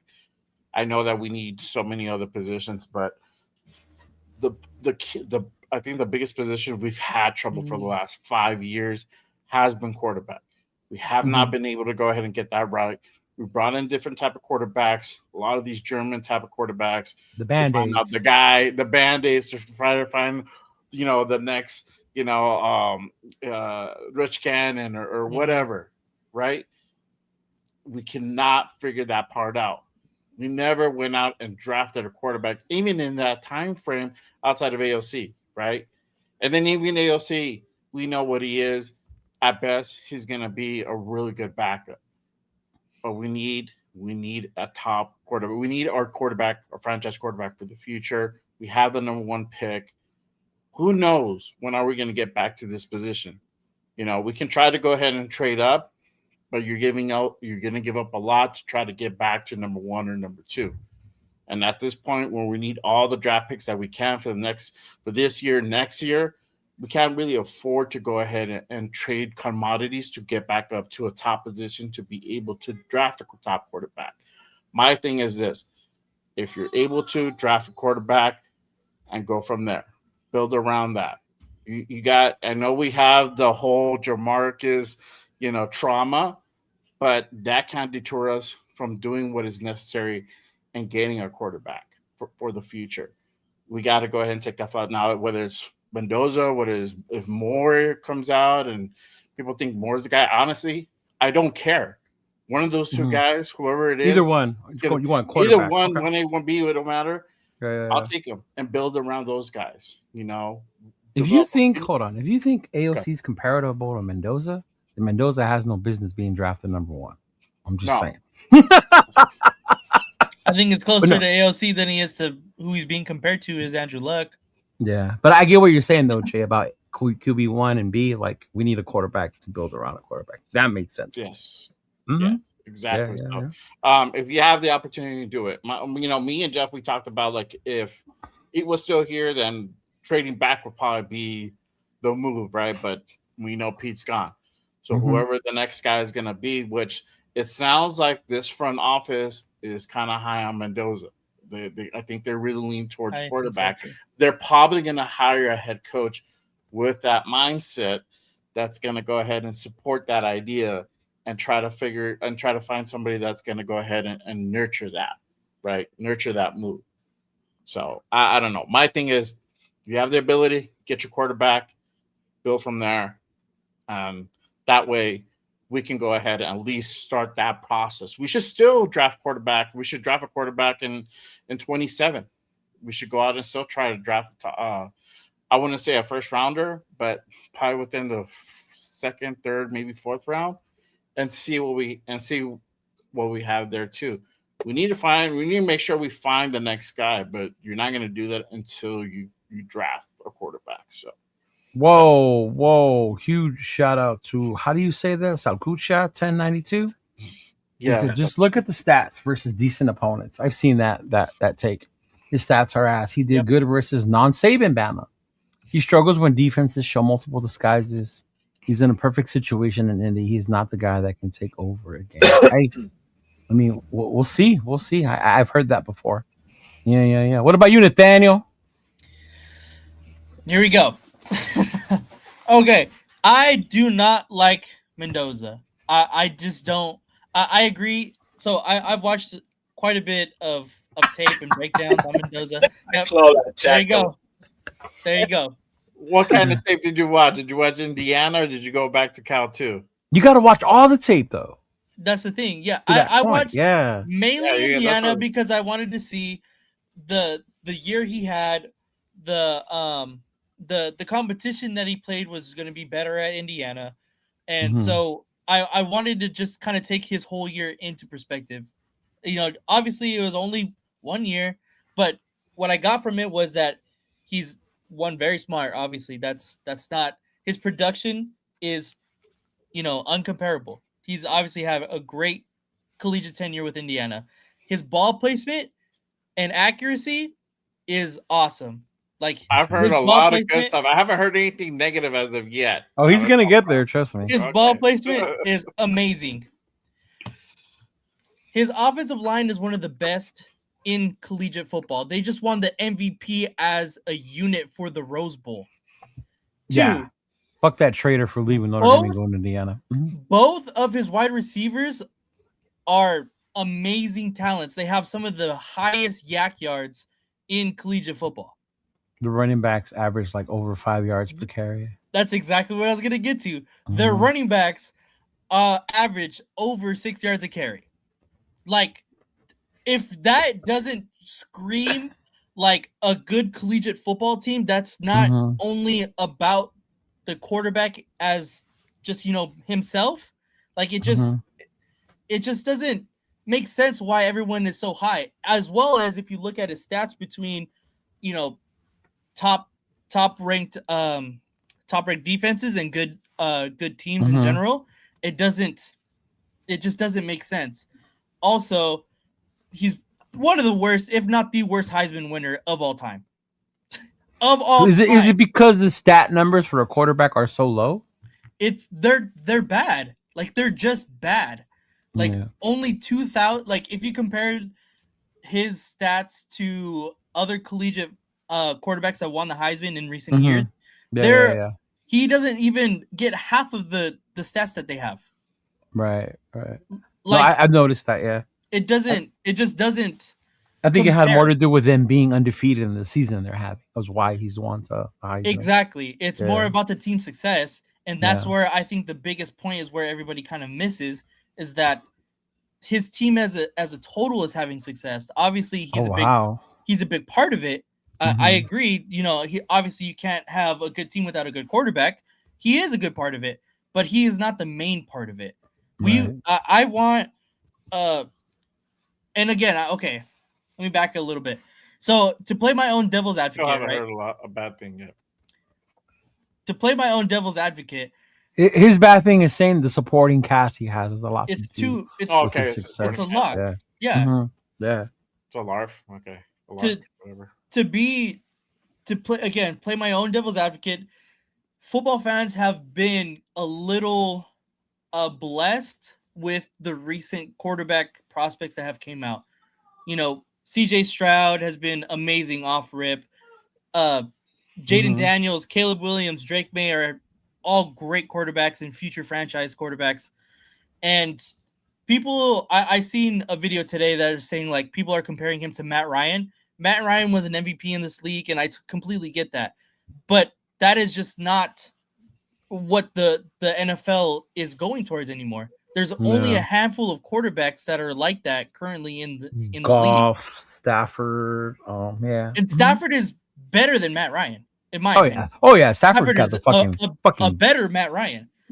Even that's not comparable either. I would put him with like a Goff, like a Sam Darnold, and that's. Hey, he agrees with you, by the way. Shout out to the super chat. Mendoza by far is the worst Heisman winner of all time. They made it an Indiana Heisman. Ian Book had better numbers. Oh my God, he did. Thank you. You remember that, right? Ian Book had better numbers. Pavia deserved it and highly underrated. We'll see about that one. It's just not the way that the NFL is going towards anymore. I don't think that he can't be successful. I think that his floor coming into the NFL is going to be higher than the rest of the quarterbacks in this class. But my personal pick, if we had to choose a quarterback at number 1, is going to be Dante Moore. I like Todd Moore's, McShay agrees with you. Yeah, I seen that too. Yeah. I like Dante Moore's potential way more than Mendoza's right now. I love y'all for having him on his Mendoza propaganda. Mendoza propaganda. He tells me all the time on my JT propaganda. Agenda. Right. Nate agenda. Pavia's a running back playing quarterback. Yeah, no. Shout out to the little homies in Pavia. Yes, Hey, bro. Shout out. Watch Oregon put a beating on Indy this time around. Who knows? When you play with somebody second time. Hey, I heard somebody say Simpson declared. Are they bullshitting or did Simpson declare? No, they did. He did. No way. He declared today. You know why? Why? This draft class only has 2 main quarterbacks. One of them hasn't declared. Moore hasn't declared yet, right? Yeah, agreed. So for Simpson, draft-wise, his value is a lot higher this draft as opposed to what might come next year. And I say with that because we don't know because of NIL. NIL changes. Come, no, right? It does. We can be saying here Arch is coming next year, Mayava's coming next year, all those dudes, right? But for all we know, they fucking end up staying too. Like, who knows? But so for Simpson, that makes sense for him to come out on a quote unquote weaker quarterback draft class because now you add your name to one of the top quarterbacks in this draft, and that changes shit, bro. Yeah. That's crazy. Probably we get arrested his first day.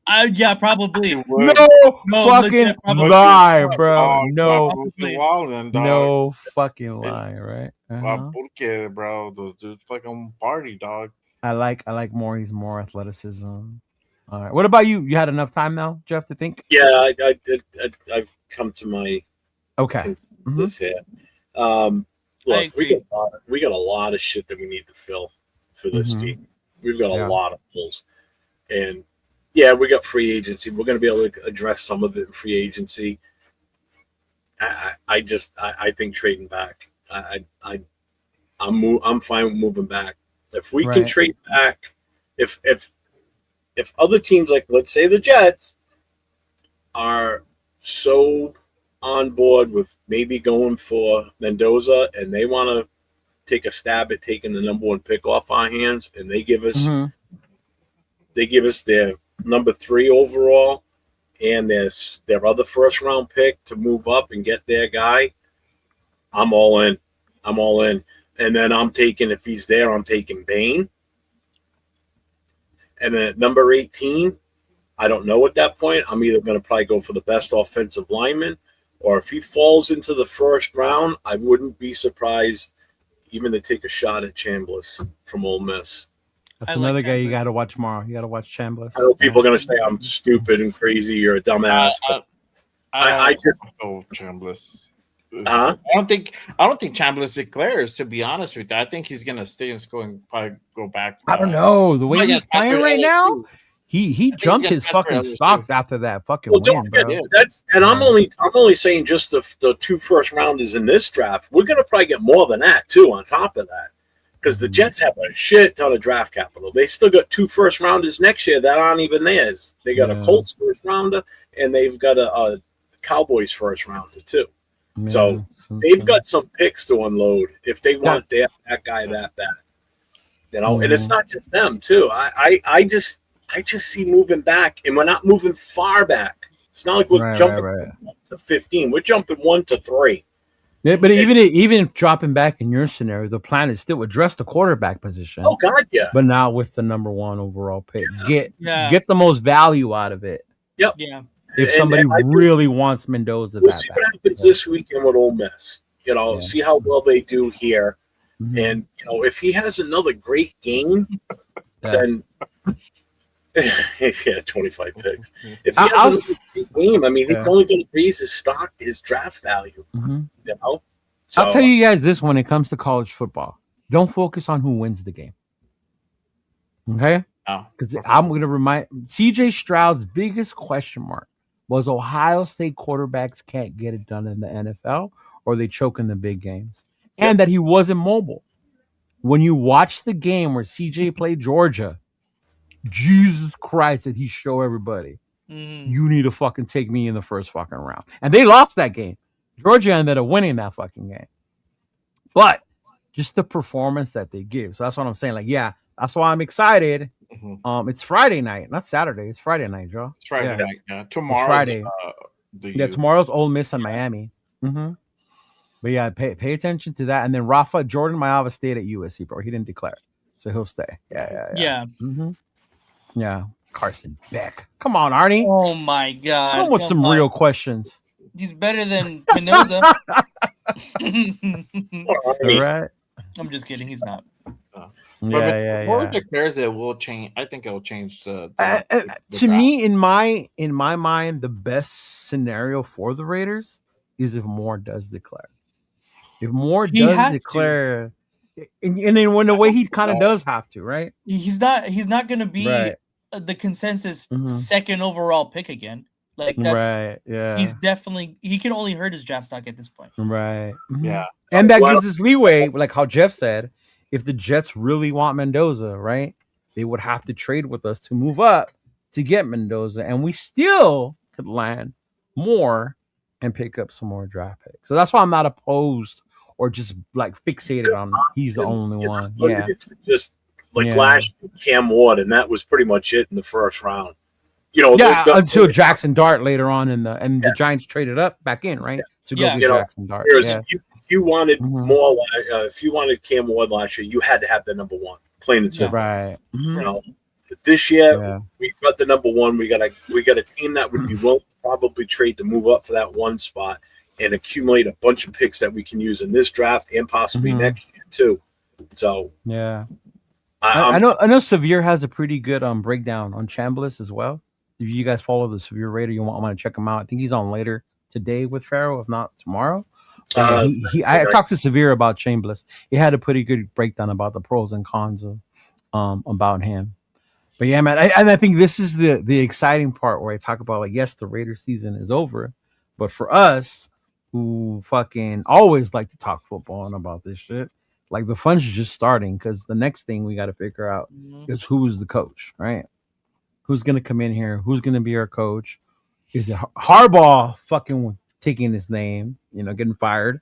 That fucking turned shit crazy upside down. Oh yeah. Not only, and it does it in two ways, because one, it's Harbaugh, so him coming here, but it also opened up a head coach spot in Baltimore, which is not a bad place to go if you want to be a fucking coach, because they're a run well organization.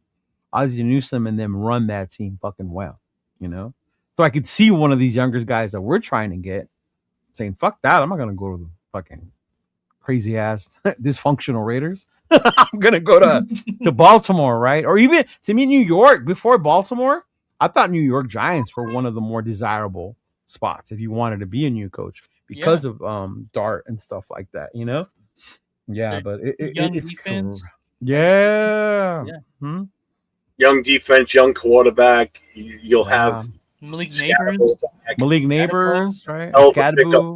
Tracy's been a great quarterback for them this year. Yeah. We put up Malik Neighbors. That's an up and coming team, and with the right coach and the right offensive coordinator and defensive coordinator, forget about it. The Giants are going to be nice. Yeah, they're going to be good. No, and I think Bueno, it's not so much that I don't want him, or maybe Nathan's on that propaganda. To me, it all depends on who our coach is and if that's the type of quarterback that's going to fit with that coach, right? There's just something about him. I got a gut feel about him. About who? Mendoza? Yeah. But that's why I wanted to talk about Spytech first. Nobody's picking up on it, huh? I got you what you're saying. We all said we agreed we believe in Spytech. So if Spytech takes Mendoza, then we're all for it, right? We start getting the 15 Mendoza jerseys ready, Nathan. No, I already know that we're going to draft him. Like, I already have it set in stone in my mind that we're going to draft Fernando Mendoza. I just obviously want to get my own opinion out there that I don't think that's the right decision. But don't trip, hit it right on the money too. the kid just seems just awkward. Like there's just something not genuine about him. I don't know what it is, but the kid's it's his just dorkiness. His he's dorkiness. off. His yeah. You think he's like a fucking serial killer, bro? No, I wouldn't say. So fucking This I get what he's saying. I get what you're saying. It's yeah. It's Especially when you saw him up there with what was it, the Catholic fucking picture or whatever the fuck. I'm like, bro, Yeah. why? That's so cringe to me. Like, and it has nothing to do with the kid's good. Don't get me wrong. I'm not saying he's talented, but could there be character issues behind the scenes? I don't know. But this is where, I said this the other day. This number one pick, whatever we do with it, whether we keep it and pick somebody or we trade back, this is going to be one of the most important picks in the history of this team for the last 20 years. We have to make sure that whatever we do, we are certain that that's the move that this team wants to do. Whether it's draft Mendoza, you better make sure he's the one, which means you better vet the living shit out of this kid. Because if you're thinking the future of this organization, you don't get the one number one pick on a consistent basis unless you're the Cleveland Browns. If we don't get this right this time, even them, they have a job opening. Themselves up for another 5 to 10 years of shit. Yeah. Okay. Yeah. This is the thing. Yeah, right, coach. Yeah, it's just something with that kid. I don't know what it is. I think Coach gets hired to Baltimore. Well, that's the thing. Now it's on Spytech to go ahead and do his due diligence, and there's so much that goes into vetting these guys, especially if you're going to draft that number one. I'm pretty sure they're going to go ahead and go through that dude's like fucking Instagram, talk to his childhood friends, high school teammates, who he fucking played at recess, at elementary, they're gonna talk to everybody. The Bo Callahan treatment, huh? Yeah, 1,000% treatment, bro. Yeah, I think you have to. You have to. I'm not showing up to his party. No. Shit on his cereal. Right. One thing I will say about college football is people get enamored with Heisman Trophy winners and winning the national champion. And the case in point was JJ fucking McCarthy. I remember telling motherfuckers, you guys are stupid. Stupid.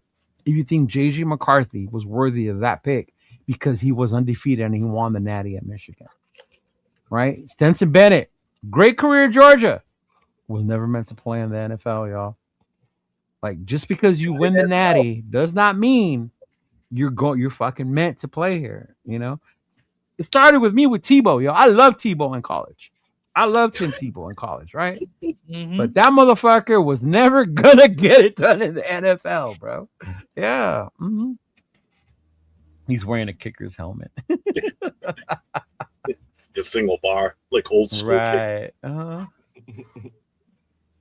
But come on, man. If you're Mexican and your favorite food is fucking enchiladas and tacos, like this is another thing. Pretty basic. Like my favorite food is menudo and gorditas, dog. Go ahead, Nate. This is another thing. Like, obviously, a lot of Raider Nation is majority Hispanic, right? Or at least, obviously, because I live in Los Angeles, right? Squad when Lincoln did that little voice impression? Arriba, arriba, viva los Raiders. They all want Mendoza. Bro, like, I don't care what his nationality is. I don't care what color he is. I don't care. I don't care about that. Right. I want the best football player that's going to make the Raiders better. The fact that a lot of the fan base just like him because of his ethnicity, like, it doesn't make sense to me. Like, that does not make any sense to me. I'm on that boat too. I'm on that wavelength. You guys know me. My fucking name, Cheeto Linus, fucking Mexico, everything. So if anyone you would think would really care about his ethnicity, it would be I, right? But you're right, Nathan. I do not look at it that way. I don't give a fuck. Nate's racist towards Hispanic. He is fucking. Oh my god. True. Nathan is not Asian, y'all. He may look Asian, but he's not Asian. No. Very true. Very true. Oh my god. Oh. Is that why you like the Chinese restaurant I took you to when you were out here? Like, reminds me of home. He's like, the Cholo faction of Raider Nation does not follow as much, but as soon as they hear, no, it's true. It's very true. Yeah. I think Chris Fu Raider was telling me something about somebody in his family was named Fernando, and like his mom's maiden name is like Mendoza. So for him, it's perfect. And I was like, yeah, that's the great, perfect reason to draft him number one. Everything correlates. And again, I go back to, I get it. He won. He's going undefeated. Winning is not everything and does not translate to you being successful in the NFL. Go look up how many games Ben Roethlisberger won in college. Okay? Go look up how many games fucking Josh Allen won in college. Go look up how many games fucking watch Elway on Netflix. See how many bowl games the fucking legend John Elway won. It's not always about, I get it. You see the winning, you think they're going to win in the NFL. That does not always translate. It doesn't. Chris Leak out of Florida. Great. Did you ever see him in the NFL? Right? Charlie Ward had one of the best college quarterback seasons. That motherfucker went to the NBA. Yeah. Right? Yeah. Oh my God. You guys didn't hear about that. So we had the meet and greet. We had the meet and greet. Right. Hey, Cheetah, where are you? We're here. He's like, oh yeah. I was like, oh yeah, I'm here with 805. Oh, your Asian friend. Oh, fuck, that's funny. Everybody. Oh, your Asian friend. Oh, your Asian friend. So he got the whole day. He was known as fucking your Asian friend, bro. Yeah. Oh man. Mm-hmm. But I mean, yeah, if he runs the table, he's definitely going to be he's definitely going to be for number one. I already think that he's going to be drafted number one overall by us. Yeah. Like I'm already putting it in my mind. Just because we're kind of handcuffed to the fact that we are in such desperate need of a quarterback in the past couple of years. Right. The fact that we're number one and there's a consensus number one quarterback, like it just meets too perfectly to pass up the opportunity to do that. Yeah. That's why I'm already like thinking that he's going to be drafted. Mm-hmm. But again, it would be ignorant of us to not do our due diligence and think about other options other than the quarterback position. No, I get you. Mm-hmm. Yeah. Oh man, that's funny. Wait, Nate hates. Now you hate Asians. Okay. Yeah. But now, man, yeah, fellas, I look forward to this off season, man. We got a crazy off season. It starts with the search for our head coach. I figured next week we can dive more into the head coaches, the interviews, who it's stuff, because right now everything's just coming out. Mm-hmm. And then also we got the playoffs, so you're limited to who you can and cannot interview. But man, it's gonna be crazy. I can already see our chat room and everything lighting up when we start talking draft. Because oh yeah. Oh shit! Moore's dad is a Michigan Wolverine and his mom is an Ohio Buckeye. He avoided Thanksgiving drama, became an Oregon Duck instead of picking. Oh shit! That's pretty funny. I wonder if he has any connections to Tom then. Well, he went to UCLA, so I don't know if that's really. Yeah. Thanks for the $5 super chat. Appreciate you, brother. Thank you, brother. Thank you, Salaman Samio. Yeah. Mm-hmm. Later, Levi. Good night, brother. Oh yeah. Good night, y'all. Let's talk 2026 draft. Yeah, brother, we will. Let me know. We'll let you know. For sure. Yeah, trade back. Get one of those big fuckers from Utah. Matt Liner, Johnny Quinn, Brady Quinn, just to name a few that had a good college career. Exactly. Thank you. Bro, my boy Grady Quinn was in the Jamarcus Russell draft. Yeah. Mm-hmm. Yep. Yeah. Johnny Manziel.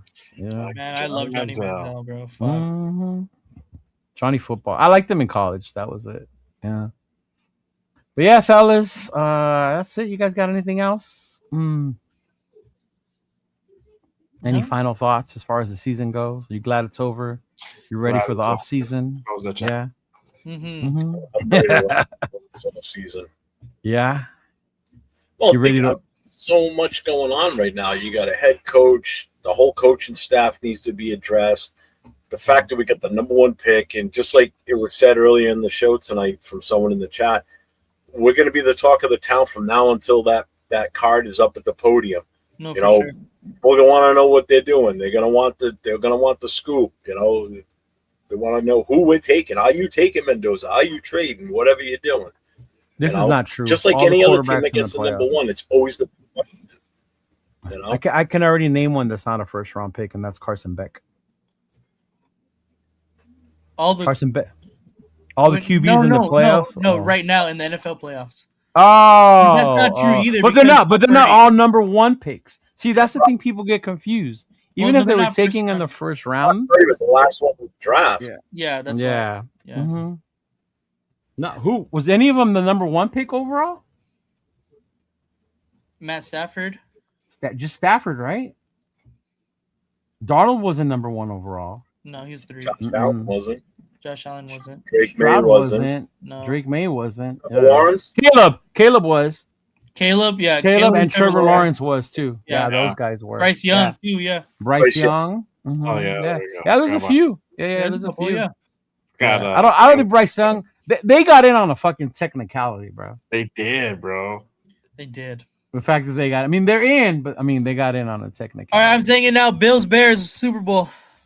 Bills Bears. You fucking really have love. You have love. Yes, first round, but it doesn't have to be number one overall. Because remember, in Jets' plan, we trade back and we still get a quarterback, just not at number one. Yeah. Mm-hmm. Bears gonna lose it. Go Josh Jacobs. Oh, and that's the other thing. They're beating the Packers in the first round. If we do trade back, that gives us 2 picks in the first round. That's 2 rookies under the 5-year deal too. That means we can get Jeremiah Love and trade away Genty. Oh fuck! There you go. The Bills. No, fuck the Bills, y'all. I got the Bills at Jacksonville. I'm thinking from the AFC. Yeah, Jacksonville. I think New England gets knocked out this weekend. I pray to God they do. No, I fucking hate the Chargers. Next week you can. I'm telling you, the Chargers will shoot themselves in the foot no matter what. All right. Right. They gotta knock the Patriots out first round, because if the Patriots stay in, they're gonna be dangerous. And the only reason I'm saying that is because if God forbid the Broncos lose a week, not this week but the week after, guess what? The AFC playoffs in the Super Bowl runs through New England. Rams, so if the Broncos get out, the I Patriots get home field the rest of the way. Fuck that. I just hate the Rams, so I won't pick them. I don't mind the Rams, but I really don't care for none of the teams. But I think you know who I think is gonna go. True. I just want the Patriots fans to hang up their Patriots gear and bring out their Red Sox stuff, because that's what they do after the Patriots get eliminated. I think it's going to be the Rams and the Broncos, and the Rams are going to beat the Broncos in the Super Bowl. I think the Rams are going to get that would be the worst fucking matchup possible. It would be perfect for me. You kidding? My dad's a Rams fan. I hate Denver. I would love to see them lose another Super Bowl. That would be the worst, because it's a lose-lose. You have Denver either winning or the Rams winning. I couldn't handle either of those. Who do you think? You know what? Let's just do this real quick. I'm curious to see what you guys think. If we look at the schedule for this weekend, I want you guys to pick. So Rams at Carolina. Who you got on that one? The Rams. Rams, bro. Yeah. Whose house? I really hope for Carolina, but it's going to be the Rams. All right, I'm saying the Rams too. Green Bay at Chicago. Green Bay. I'm taking Chicago. Chicago. Buffalo at Jacksonville. Buffalo. Yeah. That's a tough one for me, man, because they're playing so fucking well. But it's Jacksonville. Yeah. But Josh Allen, though, Josh Allen wins Buffalo. Yeah. That's the 1:00 game on Sunday. That's right. The Rams and Carolina is 4:30 on Sunday on Fox. Saturday night at 8:00 on Amazon is Green Bay and Chicago. Yeah. So Sunday, first game, Buffalo, Jacksonville, 1:00. Here's the 4:30 game for Sunday. San Francisco at Philly. Who you got in that one? San Francisco. Oh, Philly. I'm taking San Francisco. Philly because it's at home. Ooh, we're splitting that one. Their run D has been so horrible, bro. Did you see what Walker did to them? And then arrested Saquon? Come on now. Yeah. Chargers at New England, 8:00 Sunday night on NBC. That's Monday night, right? Or Sunday night? Sunday. Yeah, New England. You got New England? Yeah, New England. I'm going Chargers. I know I hate to cheer for the Chargers. I just can't pick New England regardless. I'm saying Herbert gets that monkey off his back. He gets that playoff win, and You the think so? Chargers beat New England. Yeah. I don't think so. Yeah, then they get knocked out next weekend. So that's Yeah. Monday night game, Houston at Pittsburgh. This is tough for me. I have Houston. This is so tough for me. Houston, I think their defense gets it done for them. Yeah, I think Pitt. Yeah, Pittsburgh. I You're like taking Pittsburgh, Jay? Yeah, I take Pittsburgh. I like CJ Stroud. I really do. And I do like I don't hate the Texans, but Pittsburgh is your side cheat. But those of you who know me, yeah, here we go, Steelers. Here we go. I think that game's going to be a defensive battle. Yeah. The weather, bro. The weather's going to be a. Oh, it's a big factor. Yeah. And it's a night game, too, so it's going to be even colder, too, because it's already going to be at night. Man, Pittsburgh at home is so tough. It is tough. That's what I That said. is tough. It's tough. I got to take Pittsburgh. I really was going to say Houston, but I got to go Pittsburgh. That one's hard for me because I like both teams. Yeah. If Pittsburgh can't run the ball, then Houston's going to take it. That's where the difference is. The crazy part is watch like playoff Rodgers come out of fucking nowhere that game. Well, I can see that. And I can see him doing that. I can see that happening. This week he served his 2 games, so he does get DK back. So yeah. Mm-hmm. But yeah, I got to go Pittsburgh, and it's only because they're at home. If they were playing in Houston, I would have taken Houston. No, I think if they were at home, I would say Houston wins that. Yeah, I got to take Pittsburgh on that one. Yeah. But that Houston's defense is fucking nasty. Yeah, they're good. There'll be some good games, though. Some good games. Oh, for sure. Mm-hmm. I may actually go live for a few of them, I think. I don't know. Of course you are. Yeah. I'll be home watching it anyway. I'm not going anywhere. So. What about tomorrow? Who do you guys got tomorrow? Miami or Mississippi? Ole Miss. Ole Miss. You got Ole Miss? I think Ole Miss. Ole Miss. Yeah, I think they're gonna continue to ride that wave that they were on against Georgia. I think the U. I think the U is very good. I lean more got the towards U. Yeah, I think the defense is gonna be the factor, dog. Okay, all right. What about you, Jeff? I like that. Who is it? You and who? Ole Miss. Ole Miss. Yeah. I want Ole Miss to win because I want to see Chambliss more. Chambliss more. Okay. I do. I want to see him play some more, but I also want to see Bain too. I want to see more of what he's got. Bain can change games, bro. He's factor, dog. He's the X factor. Yeah. Yeah. And then what about Friday? Indiana and Oregon. I think Indy. I think Indiana's gonna win, but I want Oregon to win. Where is that one being played? That one's in Atlanta? Yeah, the Peach Bowl. I think so, yeah. The Peach Bowl? Mm. Nobody has home field advantage anymore. No. I know that. I'm just trying to see like how far each team has to travel and shit. Yeah. Were you surprised how many Indiana fans outnumber the Bama fans at the Rose Bowl? Oh my god, that was insane. It was raining, so I don't know. Yeah. Wow. Bama fans usually come to Cali. I think next year's Indiana quarterback is going to be better than this year's Indiana quarterback. Who's next year's quarterback, Nate? My prediction is that Sam Levitt is going to transfer to Indiana, and he will absolutely change that shit.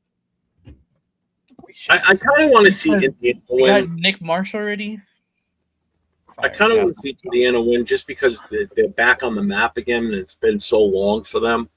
Yeah. You know, they've had a storied franchise with, they did big luck. Basketball. Yeah. You know, for them to finally be there again in the football realm, I think it's interesting. And I just like what the coach has done, man. I mean, Signetti. I'm going to go Indiana on that one. Fuck Signetti. Yeah. Agreed. Oh. What's his record versus Marcus Freeman? I don't know. I want Oregon to win. And the reason I want Oregon to win, because it's going to make our draft talks fucking even crazier. Yeah. No, agreed. Absolutely agreed. Absolutely agreed. Yeah. I do think Friday's game is going to be the eventual national champion, though. Yeah? Whoever I comes don't know. after that. I think people underestimate Miami's defense. And if Beck I agree. doesn't turn the ball over, they have a better shot. You know what I mean? That's the But if thing. Beck becomes Beck, then it's like, oh shit. Yeah, then it'll be a long game for NCAA's whoever. version of Gino. Yeah. But then again, I like a story like Ole Miss. If they end up winning the Ole Miss, I championship, like that. Yeah. if Indiana ends up winning the championship, that just makes that pick even more valuable for us to get more in return when we trade it away. No, especially for those people that believe that winning is everything in college. Yeah. Well, that's the thing. I think if they end up winning the national championship, I think it's 1,000% solidified that Mendoza is the number one pick. Oh yeah, I think it's already like 199%. Already kind of there, bro. Yeah. But if it's a close game, I think more stock still it grows stronger. You know. If it's a close game, yeah. You know, it's just if it's just a slobber knocker. I guess he said for you to check your Instagram, Leo. He probably sent something from one of the guys. Yeah, Raider Resistance. Let's see. John Harbaugh asking teams to fire. Wow. But who is this? This is Albright NFL said Wednesday. John Harbaugh told multiple teams. If it is true, to Albright. Yeah, we're not gonna get John Harbaugh. According to Albright, Tampa Bay contacted Harbaugh about his vacancy while Todd Bowles' future was undecided. Harbaugh wanted the Buccaneers to move on from GM Jason Lang, but the team declined and moved forward. Miami also reached out to the Dolphins, who are currently searching for a general manager. The Chargers' assistant GM Chad Alexander was added to Miami's interview. Alexander previously spent. That's crazy. Well, I guess Harbaugh ain't coming here, y'all. Brady ain't gonna let Spytek go. That's his boy. Yeah. He ain't We just I mean, the guy who's making the decisions, the football operations, is not going to fire himself. Yeah, bring you on. Well, and the other thing tells me is that means that he wants more control over the team and not necessarily the GM, and that right there is the bad mixture right there. So you're already setting yourself up. Yeah, we don't want that. We don't need no. That's extra bullshit we don't need. So scratch him off the list. That's what I'm saying. Miami, Oregon would be a fun national championship game. I think Oregon, Ole Miss would be a good championship. Either one too. Yeah. Mm-hmm. Fuck Harbaugh, like you guys said earlier. At least we have a clear hierarchy now. I know. True. No, very true. Yeah. Very true. Yeah. Mm-hmm. What did you just say? Oh yeah, I've seen that. Mm-hmm. Yeah. 2 SC quarterbacks and 2 Oregon quarterbacks. That's kind of crazy. That's crazy, right? Yeah. Mm-hmm. Yeah, you got Aaron Rodgers from the Pac-12, which doesn't exist anymore. Sam Darnold, Herbert, Bo Nix, and Caleb. From the Big 12, you got Jalen and Brock Purdy, right? Mm-hmm. That's the Mount West. Josh Allen and Jordan Love is from there. I forgot. Yeah, Utah State. I forgot. And then the ACC got Trev and Drake. The other thing, have you heard rumors about the Packers possibly cutting ties with Jordan Love? Have you heard that one at all? Not at all. Not at all, bro. Yeah, too. I'm like, where the hell is this coming from? That would be stupid. Yeah, that would be dumb. Mm-hmm. Yeah. I mean, unless they wanted it. What if they offered Love for the number 1 overall? I mean, I don't know if I would take that, but yeah. Yeah. Sorry, Greg, you're not coming here. Yeah, I was gonna say, give us Micah Parsons. Give us Micah Parsons. Oh, good lord! Yeah, Giants will fire their GM. They would. We'll give it to the Panthers for Bryce Young and T-Mac. Who's the GM with the Jets? I actually don't know. I don't know. Sure. I did hear though that teams that currently have a coach did reach out to Harbaugh's agent or whatever about his interest in coming to them, even if they have a coach already. Yeah. Mm-hmm. Oh wow. Yeah. That's crazy. Whoa, no love. Darren Mohe Yeah, I don't even know. Fuck is that. the GM. He was hired in January of 2025, so he just became the GM. Moge, Mougey.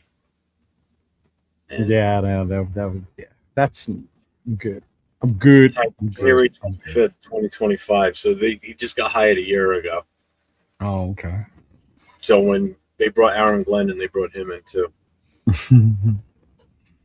All right, y'all. It's going to be an interesting season. We will see y'all next week. Stay tuned. We'll deep dive further into the head coaching, right, carousel. And then by then, we'll know who's playing for the national championship. And if it was Fernando or if it was Moore.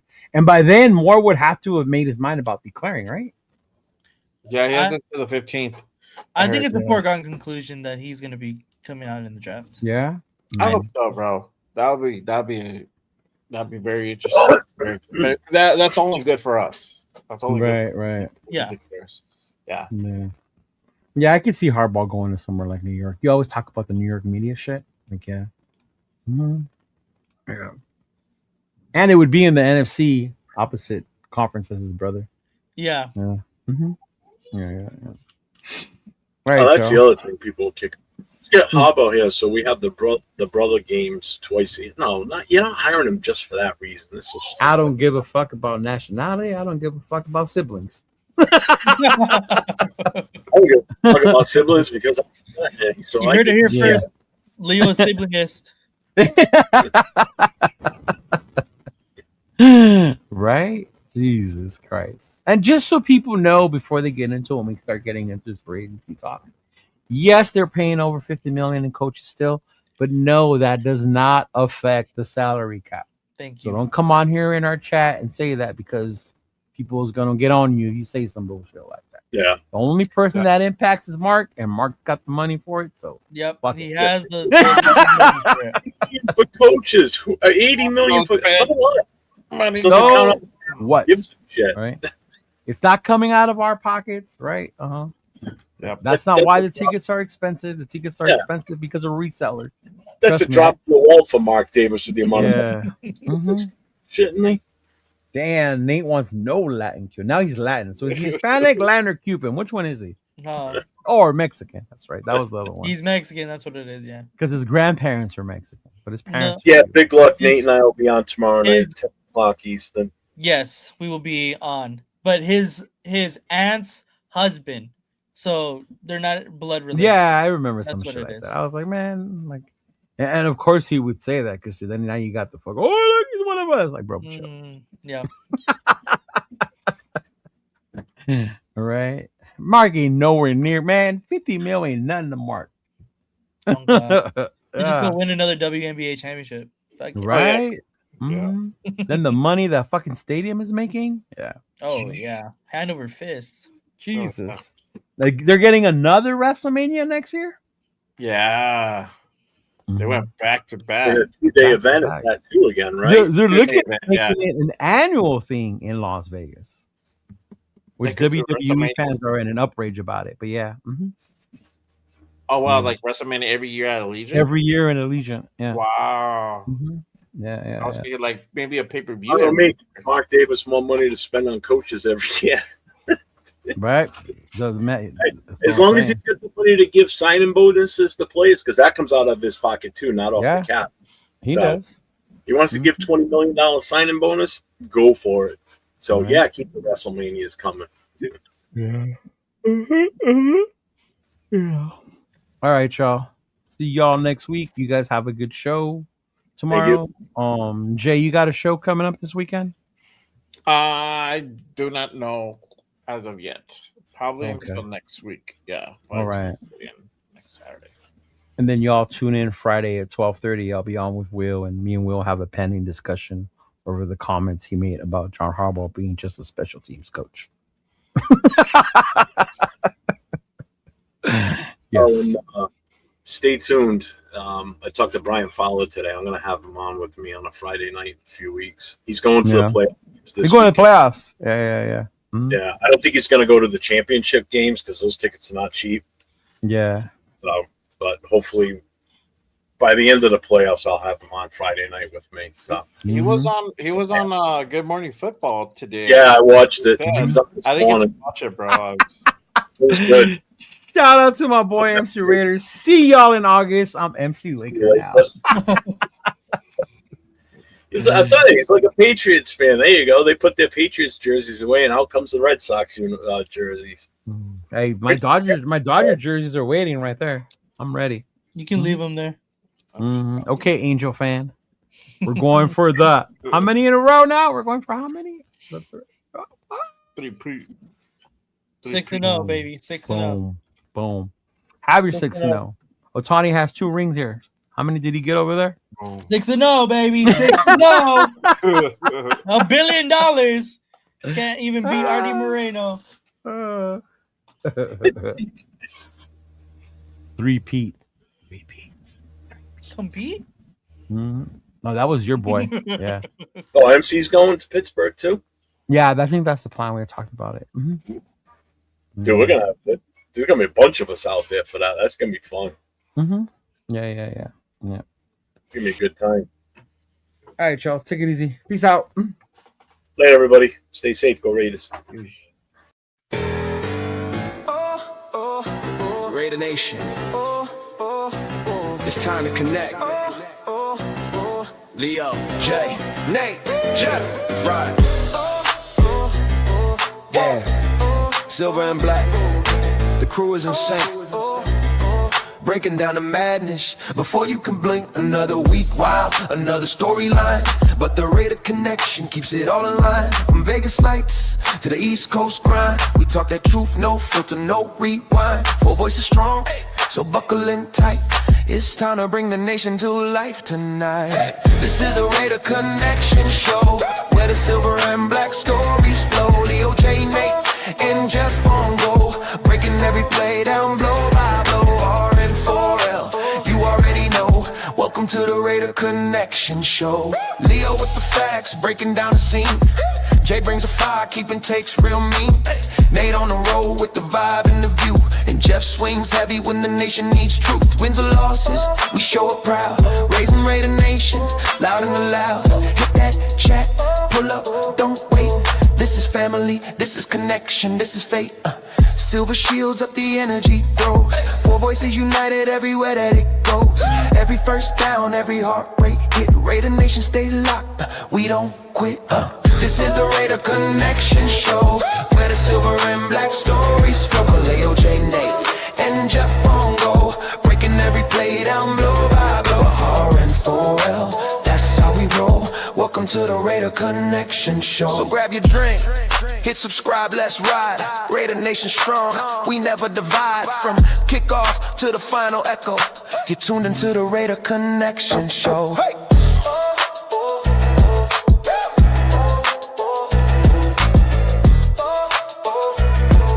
You're tuned into the Raider Connection Show.